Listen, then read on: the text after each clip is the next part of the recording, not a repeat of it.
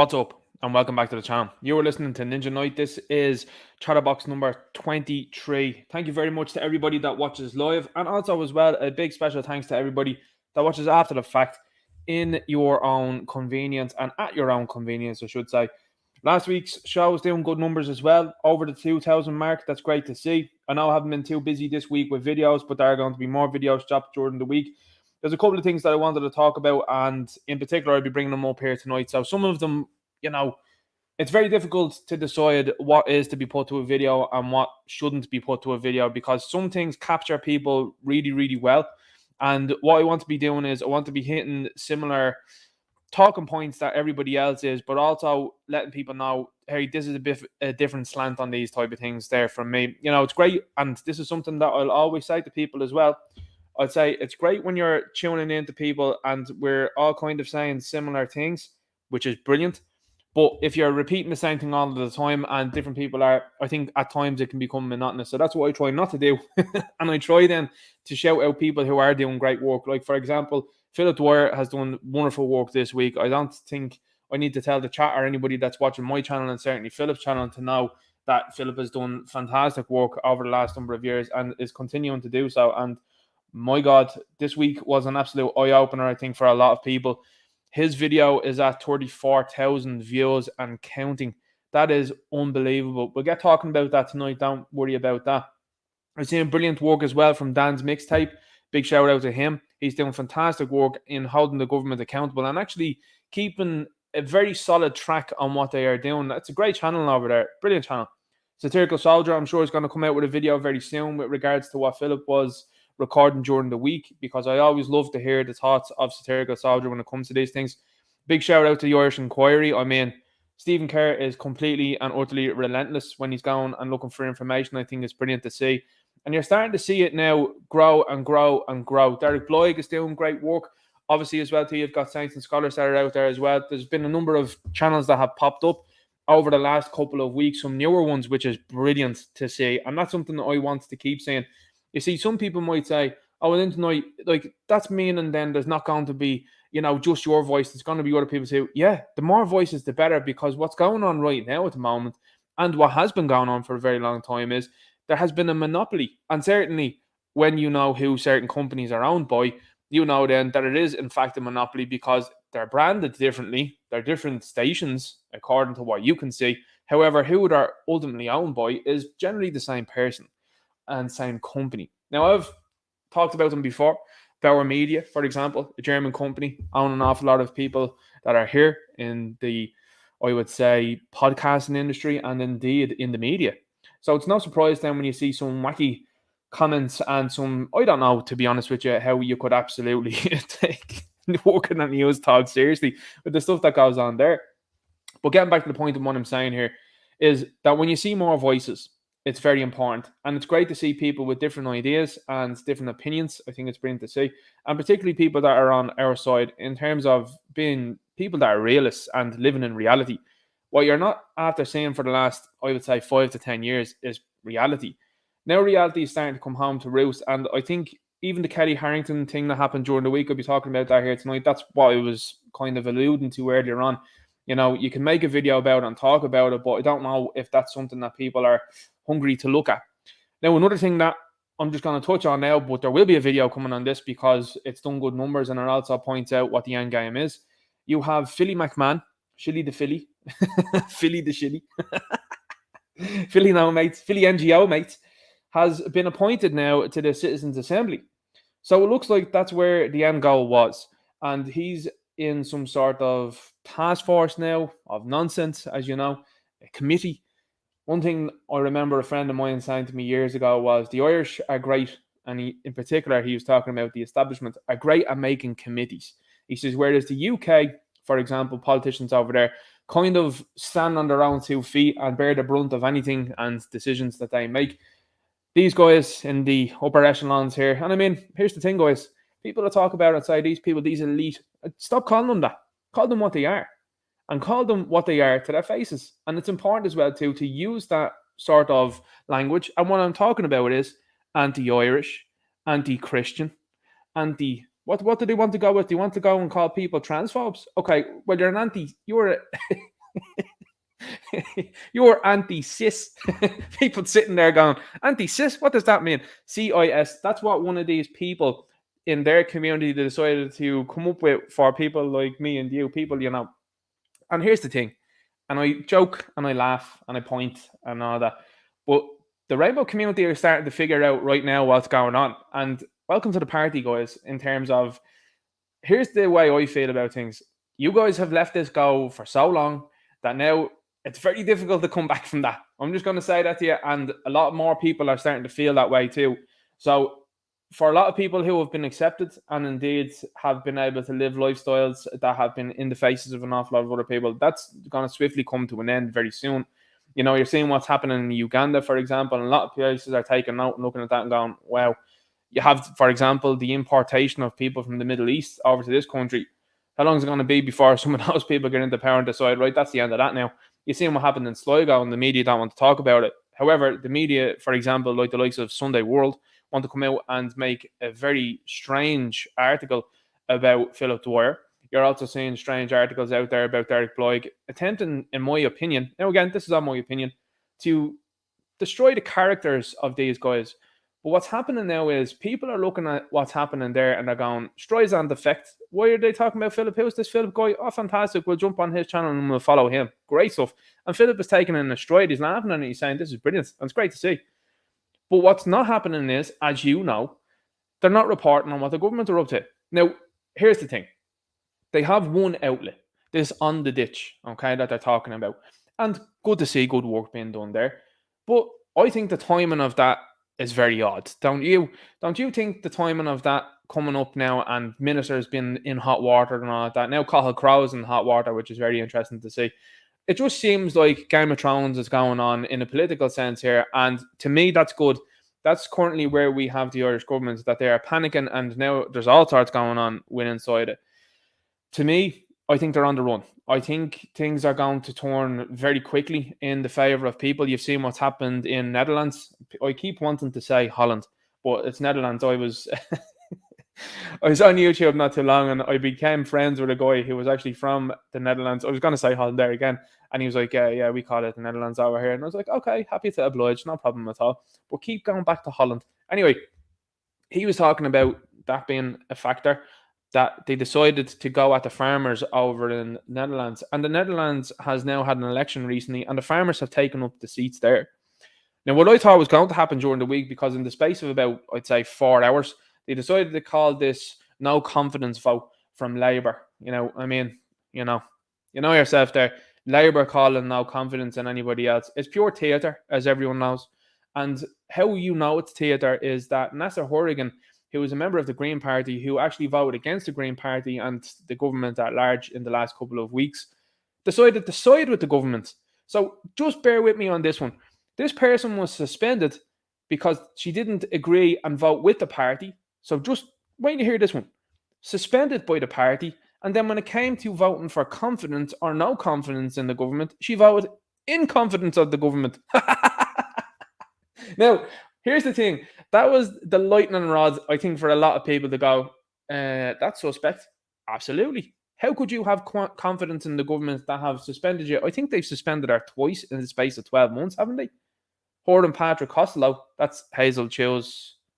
We say it. We usually say husbands, don't we? Yeah. A lot of people say wife, Hazel Chew's wife. That's what a lot of people say. Anyway, going back to what I was saying there. So Nasser Horrigan has, to me, become an absolute lightning rod to Irish politics insofar as everyone sees now what's going on. Insofar as, particularly if you're online. Now, the unfortunate part is not everybody is online.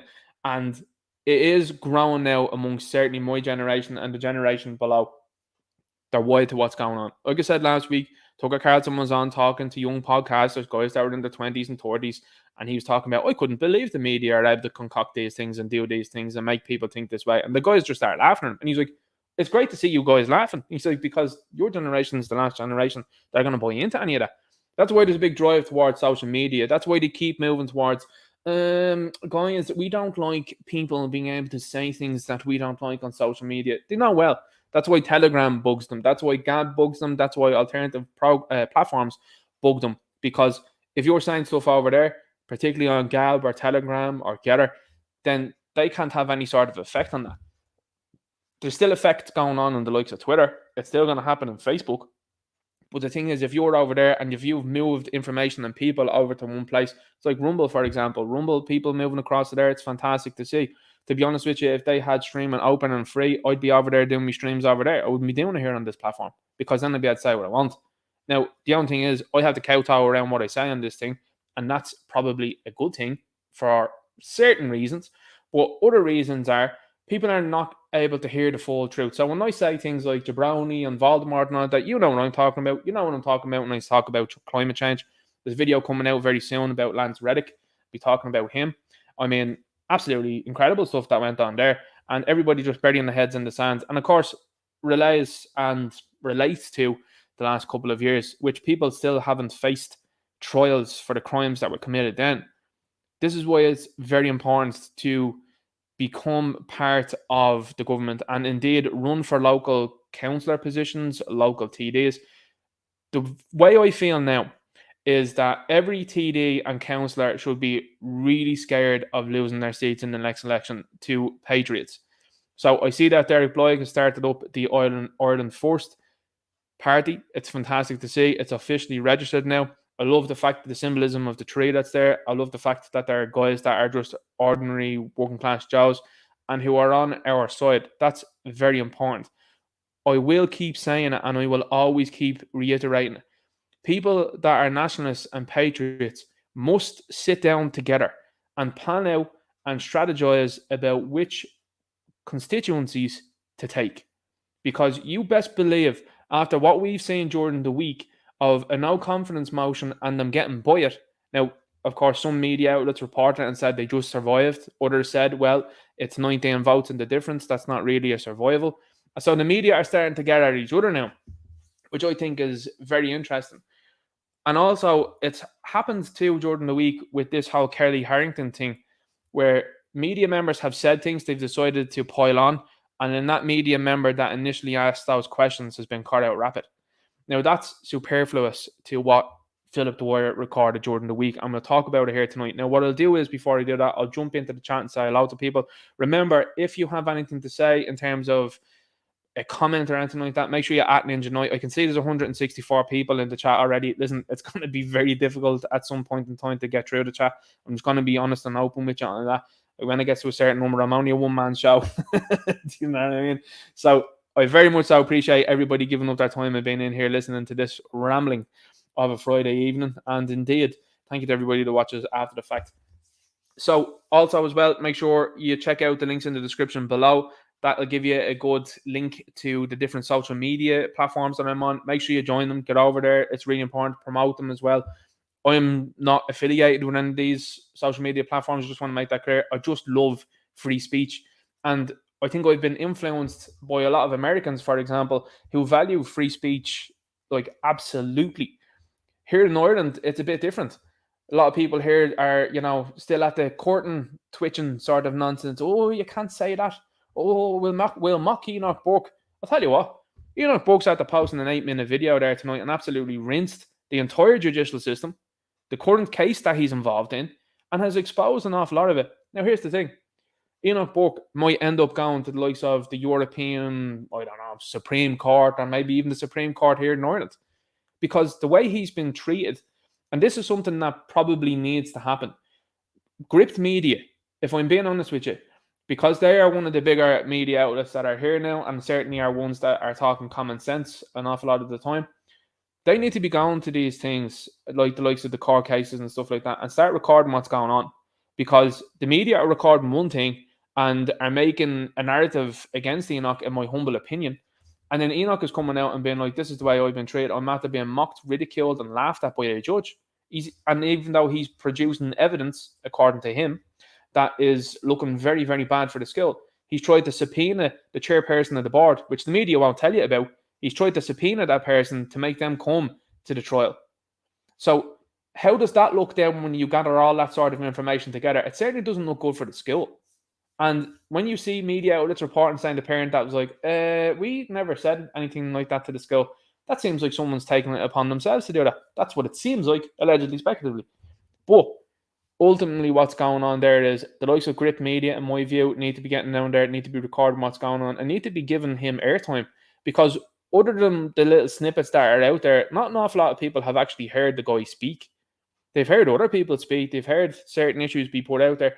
And again, a big shout out to Grip Media and in particular Ben Scallon with the fantastic questions that he's been asking government ministers in the last number of weeks. I mean, I think it was 6 questions I think he's asked, I think in the last week. Drew Harris, he had during the week, he was talking about pronouns with Drew Harris. Drew Harris is either an awful speaker or is not very good at pre-preparing questions and answers, because the questions that were asked, now when I say pre-prepared questions, an awful lot of the time when media go to these people, and especially coming up to Eve, start talking about eggs, especially to hear them, when you have the likes of the interview that happened with Kelly Harrington, usually what happens is they are given a number of questions, so her team, and are told, there's the questions that we're going to ask, happy days. Now, we do know that's what's been happening with the government and NEFA over the last couple of years, where questions were obviously approved by these people because no hard questions were asked. So for the last 2-3 years, not one hard question was asked. But Kelly Harrington's been pushed on the tweet that she posted in October, a factual tweet, and is asked about that. And she's like, no, I don't want to talk about that. I want to talk about my career. And it's pushed them again and again and again. So different ways of handling things. But to me, the PR, should they not then be coming out and saying, hang on here now, off the ball, they were after giving us the set of questions. This is what happens. I only know this from seeing American journalism go on, particularly with sports stars. And when things go off the rails like that, they decide this isn't part of the interview. It's like a man, Martin Bashir. Was that the guy's name? That was over interviewing people. He just was famous for people walking out of interviews because they're like, didn't approve that question. But that's what happens when you get to those positions. And similarly as well, that's what's been happening with government. But seeing Ben Scallon get in and talk and ask Drew Harris questions, and Drew Harris is, in my opinion, a poor public speaker, and certainly was poor at defending what he was saying. And what he was saying, in my opinion, essentially was that Gardaí are possibly going to have problems in the future amongst themselves if they don't address someone by the correct pronoun. So imagine that. That's going to be a barrel of laughs. And then all we can do is look at the Gardaí and go, well, we did tell you, you know. So anyway, jump into the chat and say hello first. Sean Mack is in here. He says, good evening, Ninja. We've got a comment here from Janie, just sends $4.99. Thanks very much appreciated. It doesn't say anything. You need to say something when you send something like, please. Feel terrible when that happens, you know. Derek, my man, says, greeting. Hope everyone is well today. Please use Ninja Knight in the chat if you have a question or comment for our host at Ninja Knight, I should say. Emmanuel Godson's in here. Derek McMahon says, like, share, and subscribe. Please, folks, support the channel and spread the word. Thank you very much. Derek McMahon says, I wonder will Ninja have much to talk about today? Just, you know, passing time here now. There's plenty to talk about here. It seems like every week I come on and I'm like, what to pick from sometimes. Leanne Curtis is in here. Says, good evening, Ninja. August Scott Dinner. Good to see you here. Part of a 101 Forces Toronto. What? All hope you're all well. We've got Shane Mac 15 tonight's show will be a good one. Be definitely better than the late. Anyway, that's just my view. Lord Hot is in here. Says, hi everyone. Some laugh about the late show, isn't it, guys? When they're telling you, guys, it's definitely not going to be a woman. Oh, well, maybe it will be. Actually, it should be, because all of the hosts thus far have been men. What's the best they stick Emer O'Neill in there? I'd say that that's a very high chance. What do you reckon? I said it last week. I was like, I wonder if it'd be Miriam O'Callaghan or Claire Bourne, and they were the front runners. And then all of a sudden in the week, now I'm not saying I've anything to do it. I definitely don't. Nobody looks at this concept production and goes, oh, yeah, we're going to listen to him. I'm going to follow what he says. He's foretelling it. He's reckoned the odds. Bertie Ahern's running for president, is he? Luke O'Neill's running for president, is he? So anyway, both of those guys should be in jail, along with Claire Bourne, in my humble opinion. Anyway, what they will do is they're going to distance themselves from the roles. That's what Claire Bourne and Miriam O'Callaghan is doing. And then they'll probably try and slide in Emer O'Neill there. You know, you can see it, especially when you see some of those posters that are floating around now around town with some of the guest speakers that are on the. A lot of people, not of this land, deciding that they want to tell us what to do and how to do it. I'm not sure about that. Don't agree with that at all. Toad Spud says, Hope Ninja talks about the video of the guard on the bike chasing a kid on an e-scooter. I haven't seen that one. I've seen the video that was sent to me there by the point man earlier on, and it was a fella can we say African? He certainly looked African. Well, he was definitely black. He was driving on the wrong side of the road and crashed into a load of cars. Absolutely full of the beans he was, yeah, man. So, I don't know. Some strange stuff going on. I do have the video from Galway, though. The Galway video is a banger. And when you see this one, I thought I thought this one was a good one. Leon Curtis says at Blue Ground 1, Ninja Knight might actually be a woman. Always keep us waiting. Now, I take great offence to that. And you know, Leon, I have quoted Gandalf beforehand. Not that I would link myself into being Gandalf around that. You know, Wizard is never late. He shows up precisely when he needs to. Anyway, good joke, Leon. I appreciate that. You know, it's great to see people having a laugh in the chat. And of course, as you know, poke fun at myself, no problem. Barva 1014, Rome at Beggar showing up outside the local church on Sundays. Crafty didn't know what they were doing. Yeah, and he got a lot of people there as well. A lot of young people going to these things, and a lot of old people feel very sorry for them, and they give them money. I think it's mad stuff. I do think it's mad stuff indeed. I started to see people on Twitter talk about certain political parties turning up outside church and people starting to kick those buckets up into the air. And I was like, well, you know, that's what you're up to. Darren O'Callaghan says, yup, the Irish for Irish. Good to see it in here. Wayne Burke says, looking forward to the show Ninja Night. Aaron Gabra. So here Soldier says, hello to the best crew in Ireland, best night of the week with yourselves and at Ninja Night. Hope all is well. Hope all is well with you. Good to see you're doing fantastic work as usual. Great to see the follow-up protest as well from Philip. It was brilliant to see because, well, I mean, Philip said he wasn't organising or anything like that, but some of the statements that he made as well too with relation to talking about what Satirical Soldier had said was very interesting. You know, I was talking about the lack of certain stuff, boomsticks, shall we say, in the premises, or on the premises, I should say, and that's important. However, the fact that they are being held in military bases, as Philip said, is very concerning because what are they doing there, and are these people training them? It was interesting to see the interview after the fact as well too with the guy that said he was from Afghanistan. Didn't particularly sound like he was from Afghanistan to me. And a lot of people know this by now, especially if you're listening to Salty in America. He's talking about certain three-letter agencies from America going into the likes of Afghanistan. And Satirical Soldier will know what I'm talking about here. But there's a particular way you hold a boomstick if you know what you're doing. And there's a particular way that you hold a boomstick if you don't know what you're doing. Now, these guys, years ago, were holding it like they didn't know what they were doing. And then, funnily enough, then these guys are all holding it in a very correct manner. And I don't know about you, but that seems pretty strange. It seems like they got some training there. You know, anyone that believes, in my view, that a fella that was living in a cave like Cobra Commander from G.I. Joe was able to orchestrate what was orchestrated. I don't know about you now, but I certainly peel back everything and I look at it and I go, I don't think what they've been telling us is true at all. Anyway, far down the rabbit hole at this stage. We've got Michael Brazil is in here. Great to see him. The Irish Git. Fantastic channel as well. And a fantastic creator. A guy that'll put out videos and I mean absolutely decimate narratives within a minute to 2 minutes. Been doing wonderful work. Great to see you in here. That's mad to see him in here. Crazy. Satirical Soldier. We had Dave Cullen in here at one stage as well. I was like, this is nuts. This is nuts to see people like that in here listening to this concert production. Satirical Soldier says, stop that Corporal Duggan was out of his depth. No wonder his job is to make sure the camp has bed sheets and toilet roll because outside of that is a liability. Pure liability. Absolutely. I couldn't have said it better myself now, Satirical Soldier. Absolutely 100% agree with you on that one. We've got this comment here from Borova 1014. The Crusties on Off the Ball podcast. Low life apologies for what happened to that young girl Lola in France at the hands of Algerians. Well, what's happening in France as well now at the moment is pretty interesting. I was talking to a number of people during the week that have, gone on holidays. And they have said that they don't feel Paris is very safe. They said, we don't like what's going on there. And I said to them, would you elaborate on that at all? What do you mean by that? And they all look at you and they go, because they're afraid. They're afraid to say, hey, this type of person and these type of people are scaring me and they're up to no good. Now, I have mates of mine that go to that country regularly and they've said exactly what they think and they will point out who the perpetrators are. Something else I'm going to show you this week because we'll jump onto Gab now as well. So just that, we usually don't dip in and out of the chat until now. And then at the end. But I'm just going to show you this here now.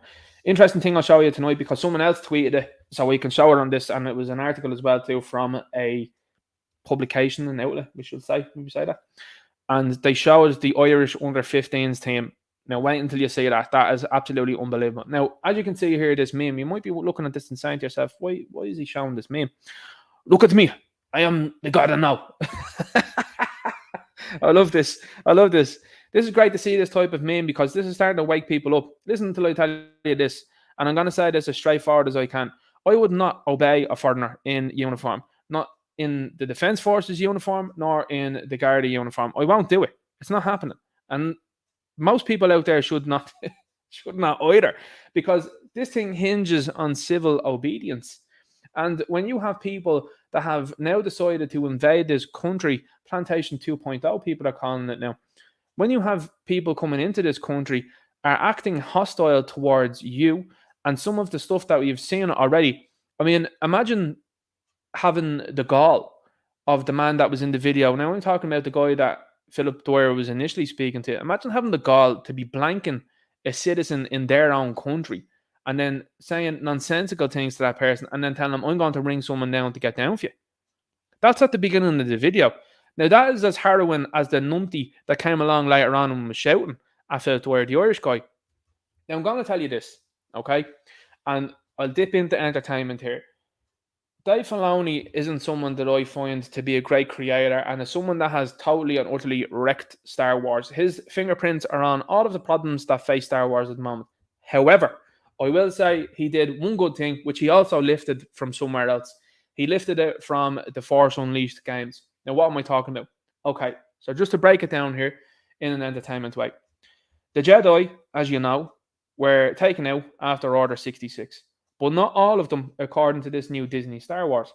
Some of them were made to defect to the Inquisitors. So what the Empire was using. So the Empire decided, okay, we're going to make the Clone Troopers, and now we're deciding to make them obsolete. To me, George Lucas and Star Wars has been nothing but prophetic, particularly those prequels. More people now are appreciating those prequels than ever before. Why? Well, look at Jar Jar Binks. I know this loses some people, but I'm just stick with me here on this one. Jar Jar Binks was a buffoon in The Phantom Menace, a complete buffoon. Where did he end up? He ended up as a senator for Naboo. What did he do?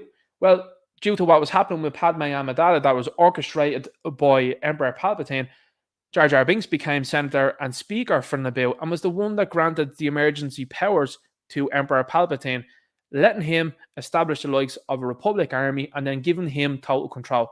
Does that sound familiar to you? It certainly does to me. Now, recently, they've decided to have the Clone Troopers, so people that were happy and their drive for what they were to do was to serve, protect the Republic, and protect things at all costs. Order 66 comes down the line. These guys turn on the Jedi. They're best friends and people that have been waging an attempt on peace throughout the galaxy. Now, that's the thing. People will look at the Jedi and they say, well, I don't agree with that. Okay, fair enough. But you have then the Inquisitors that have now been entered into the fray. So the Empire takes over. What has happened to the Clone Troopers? The Clone Troopers were ousted. The Empire puts in conscripts. Sound familiar again? And now they have Inquisitors, so defectors that are happening to be generals as such now for these new troopers.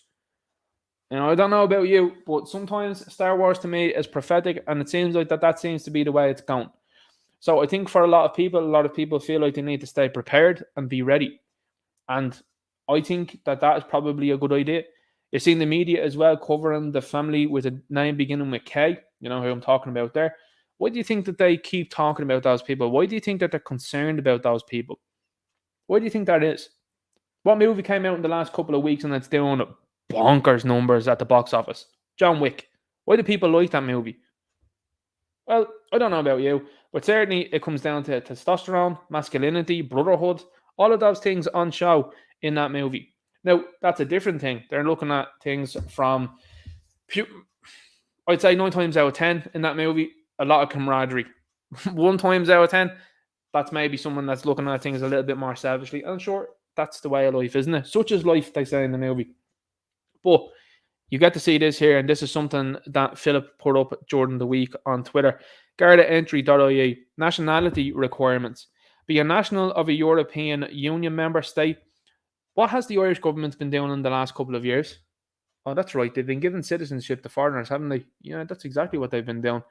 Where have those foreigners originated from? A lot of them, India. Did they have a problem with compliance and complying things that are nonsensical? Did you do? Oh, right. Where else? Parts of Africa. What are they up to over there? These guys are fleeing those countries. So what's happening there? They're not sending their best, are they? Brazil. Did Brazil have problems? Well, it did. And then yeah, man Bolsonaro seemed to clean the place up there a good bit. So anybody that's over here, usually when I'm talking to a Brazilian here in this country, I'm like, "Why are you here?" And they're like, "Here to study." I'm like, "We up to anything across in Brazil?" Not all of them, but some of the people I've met certainly would pull up sleeves and show you certain tattoos, and I'd be like, "Okay, right, that's interesting." So anyway, where do you think these people are going to go? They're going to look at positions like this, and this is the way it's going to be marketed. You're also saying at the same time, because this is how the government and media are working, they're worried about the family begin with the letter K. Why are they worried about them? Well, at the same time, they're saying, maybe, seeing what's going on in Ballier there, guys, maybe the Gardaí should have boomsticks. Bad idea, because you're at a recruitment drive of an all-time low. Irish people don't want to join it, they don't see the worth in it, and people are resigning at an all-time high. It doesn't seem like you can keep staff. So what's going to happen there? Well, you're going to have to bring people in from other places then, aren't you? It was a Freudian slip I showed you 2 weeks ago, in my humble opinion, when you seen someone say Gardaí coming from other countries. They're talking about diversity in the Gardaí. They're talking about it now in the Defence Force. The Defence Force is going to be interesting to see where that goes now in future. Be a national of a European Economic Area state, the United Kingdom of Great Britain and Northern Ireland, or the Swiss Confederation, or under the International Protection Act 2015 and in compliance with the Admissions and Appointments Regulations 2013 as amended. See, a lot of people think that this just happened. They think, oh, this is just a year ago. Blue and yellow flag waving country. Problems there. We need to take in the whole place. This has been in play, as you can see here, from as early as 2014. This is what I'm talking to you about. This is Palpatine levels of planning that's gone on. And has been going on for a very long time. I believe it's been going on for at least 100 years. Now, if you Google, and all I'm going to say to you is, if you Google who was expelled from Spain in 1492, and you Google when was Spain's golden age, when did that start, you'd be surprised to find what you find there. And that's readily available on Google. Now, that's not to just jump into certain things, but to me, it would seem that this has been going on for a very long time. Other people on different social media apps have been showing paintings and things through history. I think it's interesting, and just to talk about it a bit entertainment-wise, Michael Bay touched on it in The Last Night. People didn't like the movie, but have a look at that movie and see how he shows, say, Autobots and Decepticons that are mysteriously in paintings and in records throughout history. I don't know about you, but Michael Bay seemed to me like he was pointing and going, look, look, look, because to me, it seems like an awful lot of those movies seem to hit on things that happened, and boy, oh boy, you see those movies through new eyes nowadays. But this is how long this is going on, 2013. Look at this. A refugee or a family member, so hang on, a refugee. Now, they have been claiming everybody that has landed into this place thus far is a refugee. It has taken great work, particularly, and I will say this, the Irish Git, he is relentless on Twitter. He is commenting under things and saying, asylum seekers is what you're talking about. You're not talking about refugees. So much so that a lamestream media outlet had to correct the article because they were initially saying refugees that went into Colin Barracks in Mullingar. Now, we think what happened there is interesting. There's videos out about that. To me, that is a start. And I think seeing people guard the gates and tell these people they are not welcome on the buses and make sure that they do not cross is interesting. The Garda response, I think, was absolutely shambolic. I think it's another act, and I will say this, I think it's another move from people in uniform that are just going and following orders. And again, like I said before, clown troopers, storm troopers, take your pick on that one, are just going out and just going, yeah, I'll do that, yeah, no problem. None of them seem to stop and think.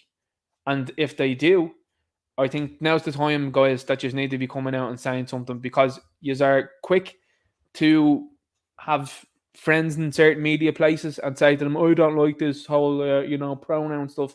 How come you're not talking about ad nauseum, guys, this Martin Nolan guy, this judge?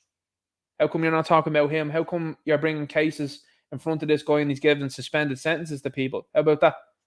So you're not winning the favour of an awful lot of people when you're silent about that, and certainly silent and have done nothing for the last couple of years.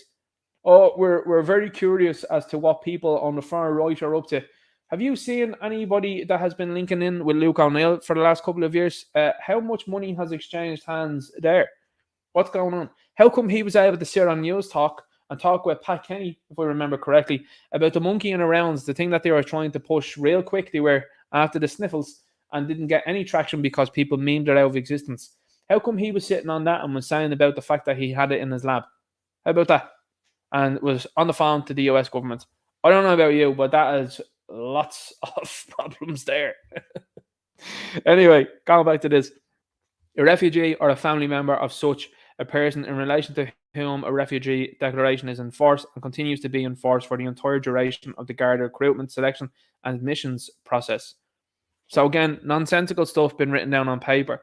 It's an interesting thing when you see the likes of the shows, and again, I like to just sort of segue this stuff into that. Shows like 1883, 1923. What's the difference between 1883? Well, very similarly here, not too long ago, people stood their ground and said, we're not having that, and that was the end of it. And maybe there was problems that arose from there, you know. But in 1923, what happens? Pens, paper, bureaucracy.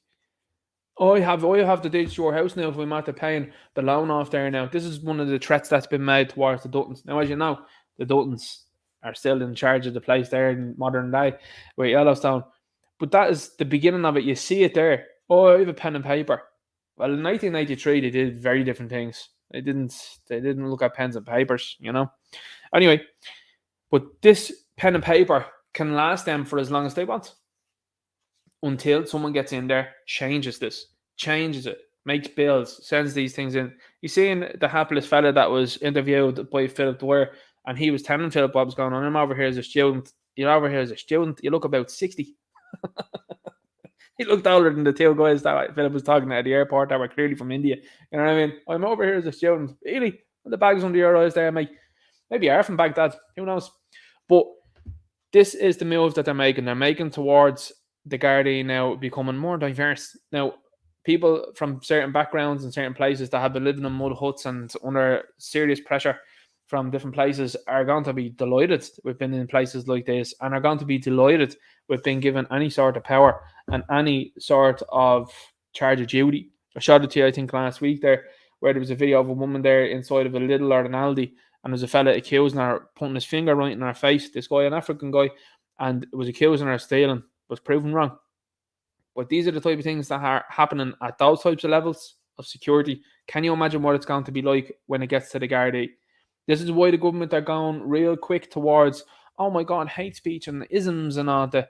They want all of that sort of stuff so that people can be charged for these type of things. Now, again, as you know and I know, seems that they seem to be very anti-white, seems to be very anti-Christian, seems to be very anti-Irish, doesn't it? Use their own stupid terms against them. That's what I say. A person granted subsidiary protection or a family member of such a person in relation to whom a subsidiary protection declaration is enforced and continues to be enforced for the entire duration of the Garda recruitment, selection, and admissions process. So there's going to be problems there now going forward. And to me, I think it's going to be interesting to witness where it goes from here. People need to be aware of that, though. They need to be aware of the fact that the Gardaí are opening up their entry requirements to people that are only in the place. This is bad news. Very bad news. Where else would you be getting this sort of nonsense? I mean, the guy that Philip interviewed, to be fair to him, was open and honest, and he was like, this stuff has been bandied around Twitter, and that's why I'm hearing people were saying that they'll go or they won't go. And he was talking about the rights of the country. He was like, if you don't want people here. You know what I mean? Like, it's incredible stuff to see that, and especially from a foreign guy. But to me, you're going to see a lot of people. It's going to get a lot worse before it gets better.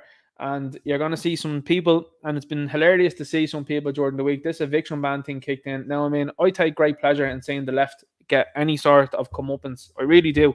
You might find that to be cruel and heartless. I don't particularly care. But I think it's hilarious when you see people that have been vehemently on Twitter, that have been abusing patriots and nationalists, now crying on Twitter, going, I've been evicted. Well. We're all looking and we're all going, yeah, they're the people that you staunchly defended for the last couple of years over the sniffles. We told you were wrong then. We told you you were wrong about the mask, told you were wrong about all the rest of it. And then we told you that this open border stuff is a very bad idea. You told us we were wrong about that. We told you you were wrong. And now it seems like you have become a victim of your own actions. Well. Interesting to see that one. So let's have a look at this. This went on during the week. Now, the media have decided to try and bury this story as quick as possible because they didn't get the perpetrator that they wanted. And this is the sort of stuff that is going to be coming to these shores very soon. You have your man Rory, I think is his real name, this Panty Bliss character, a 40 or 60-year-old guy. Is he 60?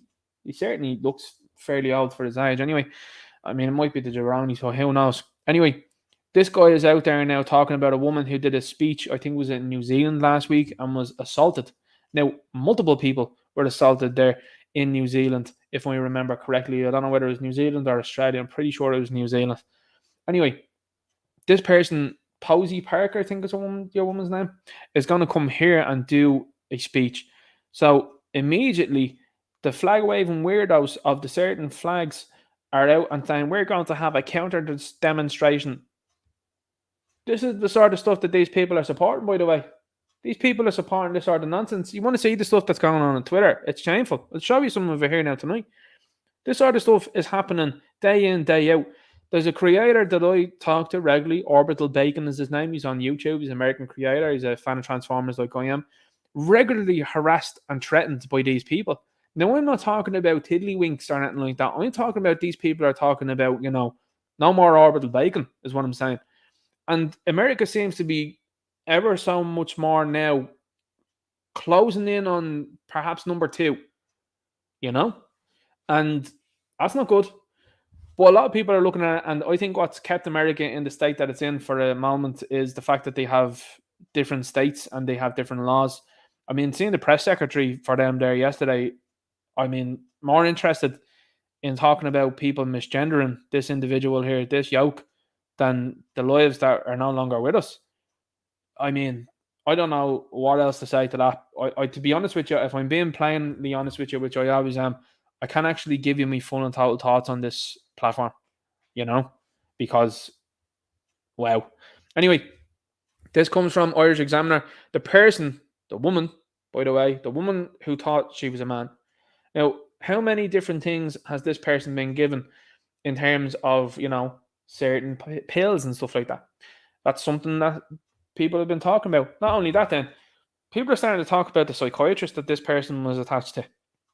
Because there's certain things that have been going on. And if you watch Stranger Things, have a look at Stranger Things. Have a look at what the original title for Stranger Things was, by the way. It's real clear as to what those guys, the Duffer Brothers, are hinting at. And particularly the experiments that are going on with the numbers of 1 to 12, is it? Or 14? I think it's in it. That's based on reality. They actually say it in the 4th season. That's based on reality and by certain 3-letter organizations. Allegedly, effectively, we say that. But a lot of people talking about that with relation to this here. Now, here's the simple point when it comes to this. Everything that gets lost in it, and people specifically here in Ireland, some people lost it. Oh my God, why don't you just ban the guns? Listen, the baddies are going to have them. The police are going to have them. The army are going to have them. People that are defending the likes of Joe Biden and the rest of them are going to have them. Okay? Who do they not want to have these things? Average, law-abiding citizens. That's who they're interested in taking them off of. The only reason why the world isn't on a full lockdown, totalitarian, authoritarian state at this moment in time is because the Yanks possess what they possess. That's the only reason. That is the only reason as to why Europe is where it is right now, and why the government, and in particular the media, have such a big fascination with the family beginning with K. Why do you think that the US government, of all people and families in the world, the US government, as soon as your man Joe got in, started to take a keen interest in the family beginning with K? What did he try to do in America? Try to mandate this stuff as well. Not see the links between that? I personally do. And I think that that's what kept the Americans in check. And now I talk about the government. I'm seeing some former soldiers, and some of the opinions from those guys have been really interesting insofar as I think Lucas Gage is this guy's name. Fantastic stuff that he's writing on Twitter. He's talking about being a vet. He's like, I've been across there. I've done 2 tours, I think he did. And he came back and he says, yeah, listen, he says, like, the American government tried to threaten people with the army, but here's the thing, here's the reality of the situation. 50% of them would probably defect to the people if they decided to do anything in the first place, and the other 50% wouldn't be able to outnumber the amount of people that are in this country. I mean, I was just sitting there with the eyebrows raised. I was like, wow. And like, he points to things like, and you know it, I love it, TV show The Terminal List, and he's like, look at that. He's like, anyway, going on this here, the Irish Examiner, the person who did this to 3 children and 3 adults at a Christian school in Nashville legally bought. So this is totally superfluous in my view. Okay, clearly not a mental health check. But what's the most important thing that should be noted by anybody with any modicum of intelligence when it comes to these things? Why are the schools not guarded with armed people? Your banks are. You know what I mean? Politicians are. So why not every school? That'd be too difficult to do. That'd be creating jobs, wouldn't it? Be creating a line, certainly of defence between a number of people and one individual that's looking to enter the place, would it not? Very simple. You're never going to get rid of these things. These people live in a fantasy world. These people that don't know what gender they are or what bathroom to use or what colour they are or what sort of ism they're up to these days, no clue what they're up to, are telling you and people that are rational out there to be like, nah, just give them up. No. An awful lot of the time when it comes to these things, it's people with the things that stop these things from happening. So why not circumvent the whole problem and have armed security at the gates? Very simple. This person wouldn't get 2 feet inside the place then. Be like Swiss cheese. So very simple idea to me, but seemingly seems to be going right over the heads of an awful lot of people in America. Now, to me, the reason for that is very purposeful. We know, as well as the American government, that here in our country, you have just one big party and they're all just different knives. The same things happen in America. Benefits them. But like I said before, they're able to have themselves guarded. They're able to guard inanimate objects like gold and money and stuff like that. No problem. Loads of time and expenditure towards that. Oh, yeah. When it comes to things like this, no expenditure at all, guys. Let's just get rid of them. But wackos like this are going to already have them anyway. You know what I mean? I don't know about you, but certainly I think the option to it, and I know some other commentators are out there are like, more of them, not less. In reason and hid them from their parents before the attack. What? There? It's one person. What are you talking about? Police said on Tuesday. Now look at this here. This is something that I highlighted in the comments and in one of the quote tweets there. I'll also go and say this. 17.6 thousand views, 8 likes. That's not good reading for the Irish Examiner. But do you know what else is not good reading here for the Irish Examiner? See this here. Now, I'm going to explain this to people that are not on Twitter. This is a function that's used on Twitter that you can hide the replies of people that you don't like what they have said in the reply. So, unlike Facebook, if someone comments on something that you have and you don't like it, you can delete it. So I don't think it's fantastic, to be quite honest with you. Now, I'll be honest with you when I say this. I don't think it's good for open public discourse. I do, however, would say, well, if it's a leftist or anything like that, get rid of it because they're going to talk nonsense anyway. But what I'm saying is, all jokes aside, public discourse now on this post wasn't allowed. Open debate, not allowed. Why? What was going on? What was being said? This is what's been said. Because here's the thing with the hidden replies, guys, at the Irish Examiner. You can click on this thing and you can see it.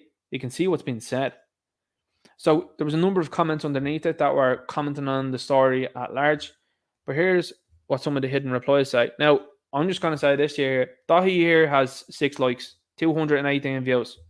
Okay? Do you know what I mean? It's 2 likes away from this clown show here that has 17,000 views.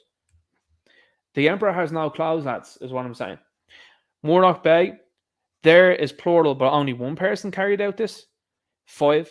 And again, less viewership here. All this here, where these guys, 1, 2, 3, 4, not allowed. Don't want that to be on the post.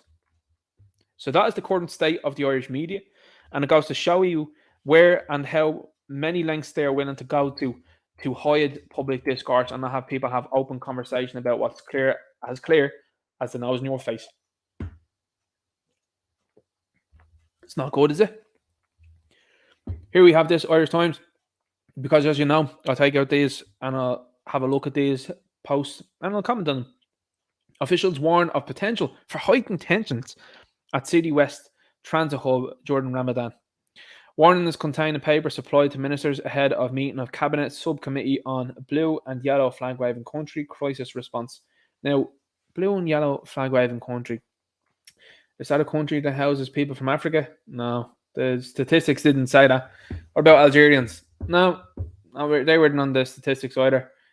Georgians? No. They weren't there either. Weird that. Albanians? No. Nowhere near it. So what are they doing here?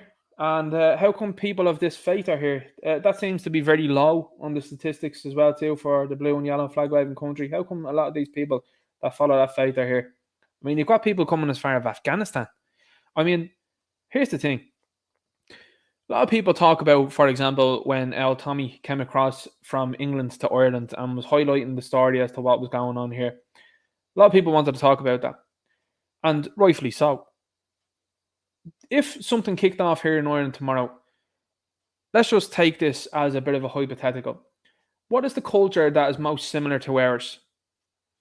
It's the UK right now, isn't it? Because a lot of people share very similar morals, beliefs, and a lot of people, obviously, as well, would look at the UK and say, well, ethnically, it looks and sounds, and directly as well, too, has a similar language that we do. What's going on right now is, in my opinion, akin to something kicking off in Ireland and people ad nauseum en masse moving to China. We're not a lick of Chinese amongst them. Wouldn't that be insane to think that? You'd bypass the likes of the UK. Oh no, lads, Scotland, England, Wales, you're all right there, guys. We're not going to go there. We're going to go to China. We're going to go right to China and we're going to just walk in there. Okay, we're going to look at your wall and we're going to say it's great. Anyway, you're going to go to China. You don't have a lick of the language that's over there. You're not interested in the culture. You don't like the food. And you're standing there with your hand out and going, gimme, gimme, gimme. And then you're being housed and given all sorts ahead of Chinese people. I don't think it's going to be long before the Chinese people are like, we're not having this, you know? So seeing this sort of stuff, and especially when you see people of a certain faith originating from the Middle East or certain other parts of Europe, perhaps, how come they didn't go to neighbouring places then? How come they're here? That's what I keep asking people. I'm like, why are you here? Why are you here in Ireland? Very simple question. And they're like, well, the government's put up benefits. It's something that Philip said to you, man. Why are you here? Are you here for the benefits? And I was like, fresh clobber on them. That was something that I liked that Philip noted as well too. Where did you get jacket? I got it in the UK. You got it in the UK. So you're already in the UK? How come you're not there? I'm not there anymore because they're going to send me to Rwanda. Yeah, proper order there, I reckon. I think that the same should be happening here. I think the boatload of need to be going across there. Anything that's coming into this country on a plane without a document is bump, out you go. Good luck. Because if you tried to go over to JFK or you went to Australia without any documentation, you'd be sent promptly home. This clown world, though. Anyway, 34,000 views and counting. Prepare and stay ready is what I said here. A lot of people saying that online as well. The behavior of this guy is nothing short of a disgrace.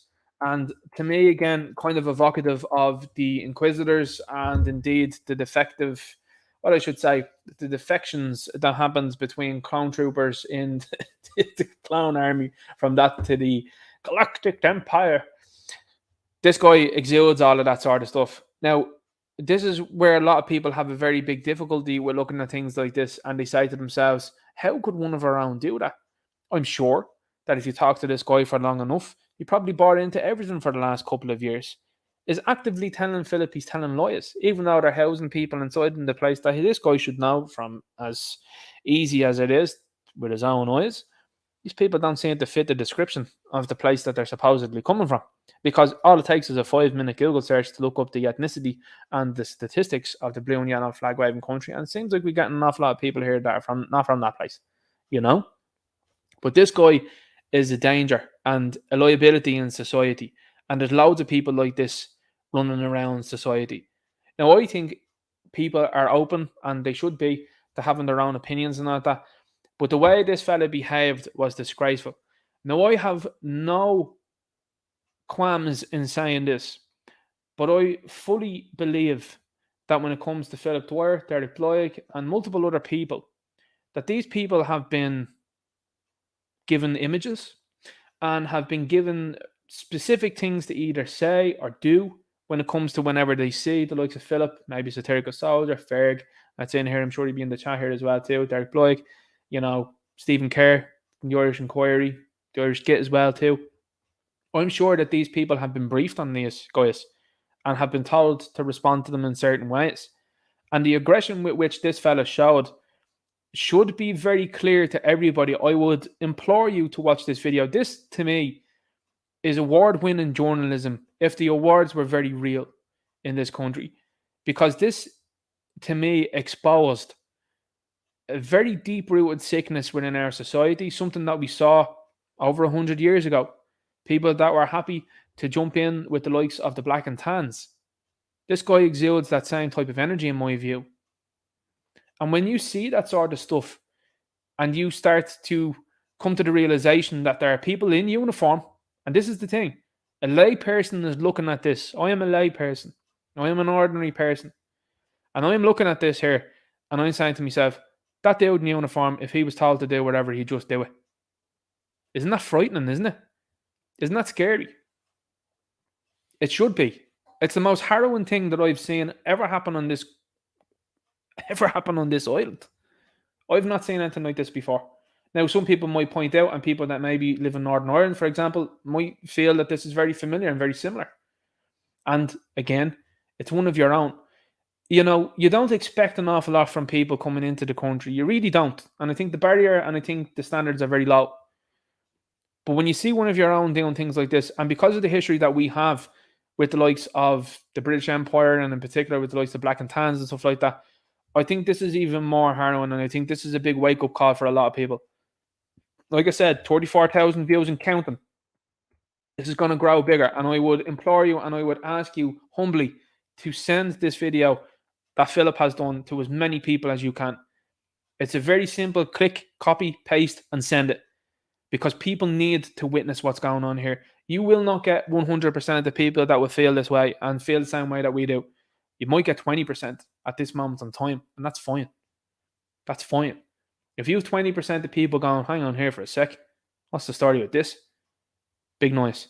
And the noise is getting bigger from this side. Kelly Harrington, as I said before, just to go on her, they attempted to cancel her. Spar didn't, because people went, that's ridiculous. Give that over. We support her. But look at this guy. And I'm sure there's going to be following videos as well too, out to contact the likes of the Ombudsman. That's what these people like to direct you towards as well. The Ombudsman there for the Defence Forces and whoever is in charge, to say, hang on here, the way this fella behaved is totally out of line. It's very aggressive. It could have disturbed the peace. It could have upended civil society at that moment in time. Like, this is totally and utterly out of this guy's remit, especially when someone is just asking questions. The baseline thing that you can do as someone in uniform, because here's the thing, you sign a document, and I know the Satirical Soldier will attest to this, you sign a document to say that you're going to serve Ireland and its people, the Constitution. You are actively, in my opinion, going well against that. It's bad. I mean, to be honest with you, as I said, it's the best piece of journalism that I've ever seen, I think, on this island. But I will also say it's one of the most harrowing things that I've seen, because it's very abundantly clear to me now that there are people, as have been shown now, people in the likes of the Gardaí and indeed now in the Defence Forces, that are more than happy to turn against the people of Ireland. This is a big one. That's a massive video. I honest to God mean that. I really do. Now, let's have a look at this one here, because this is another video that came out during the week. This is from Mullingar. Now, this guy has just gotten into the country, and this is what I'm talking about people as well that have just gotten into the... What is that? Hang on. People's like, oh, my earphones. Let's have a look at this.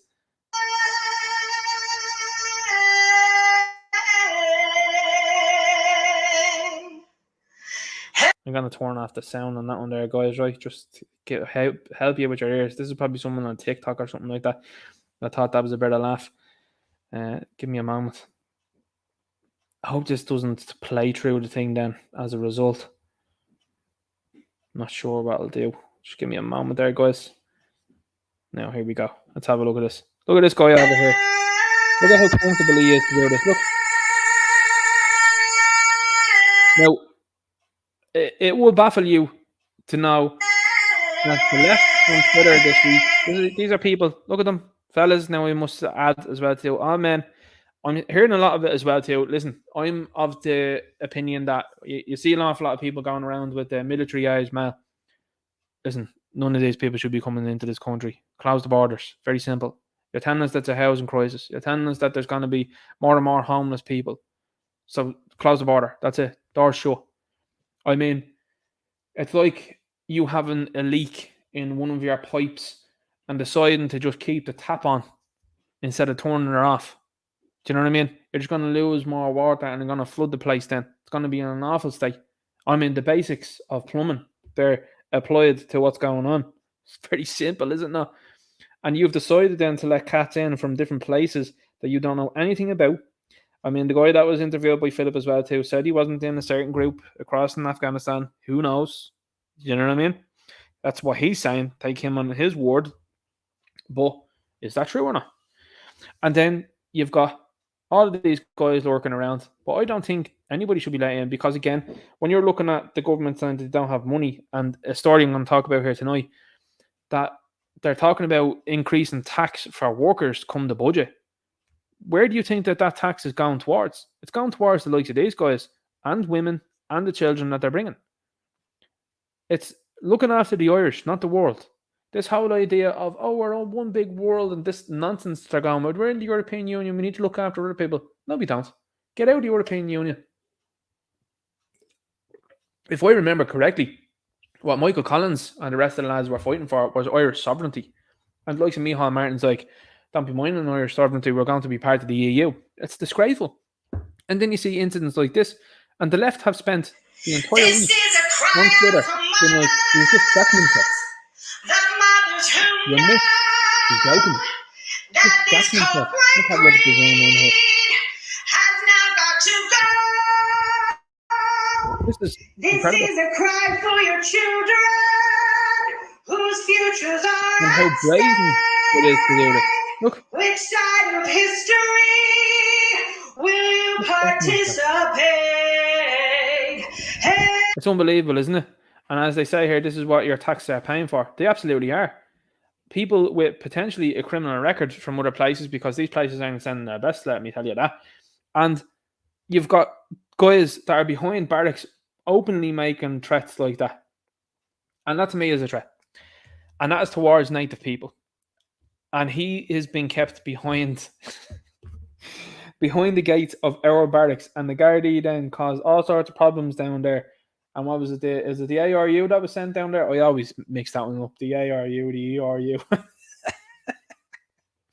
Anyway, the guys wear the hats. They come down with the baseball caps they do, and the blue and the old vest and all that. And they come down and they put the hands inside, you know what I mean? They think they're like they're like Mr. Wayne. They think they are Bane from The Dark Knight Rises. And the belly's hanging out then, you know. But anyway, these guys coming down then, our own police, guarding that gate with guys like that behind it. You know what I mean? It is baffling. It is baffling. But then you see a video like this. Now, I have to be honest with you when I say this, right? I saw this video, and when you see these people like the guy there up above, there's a Corporal Duggan there, saying that there's no criminal behaviour from these people. That's something that one of the crime reporters here in Ireland said, there's not been an uptick in criminal behaviour. Really? It just seems like there's been more and more of an uptick. It seems like every day a new story comes out about someone up to some sort of shenanigans. And then you see this here. Is this not part of it? Don't be worrying about that. That's just a fella now. That's just, you know what I mean? He's having a bit of a difficult day there. But what happens here and what ensues here is probably one of the funniest things that I've ever seen. And also what I would say about this is, when you see the guard in this video, this is where things are at right now, by the way. You have people that are looking at this, that are recording this, and I would even talk about this with my dad very often. And I talk about this with friends of mine very often. And they talk about incidents like these and saying, well, you know, years ago, people had helped the guard out. They won't now. This could have gone any sort of way, is what I'm getting at here. Now, it's funny because of the Benny Hill sort of sketch that ends up happening. That's what's funny. But this could have gone awry very quickly. And I'm going to say there was a story that came out there during the week of a video. Now, I mean, not just a story, but the video was out there. And I mean, it's not for the faint of heart. It really isn't. Of a man in Canada, a white guy in Canada, and a fella that's Indian, and decides then to, how do we say it? Decides to, Wesley Snipes Blade, is what I'm going to say. And the dude no longer with us. So allegedly had said not to vape around his toddler, and your man just turned around and went, whack. There you go. What do you think of that?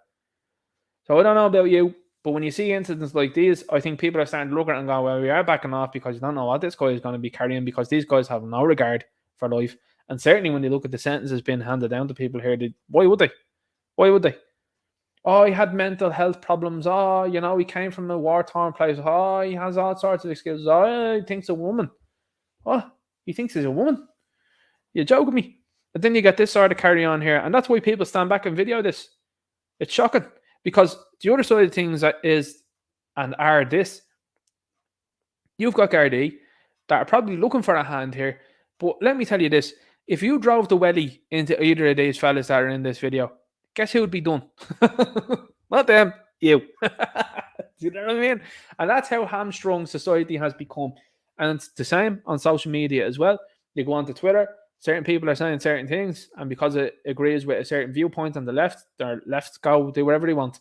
If you say something remotely sensible, like I did not too long ago, about people that have now infested the Transformers fandom, you're told that that's naughty. I don't care. I'll keep saying it anyway. Let's have a look at this here.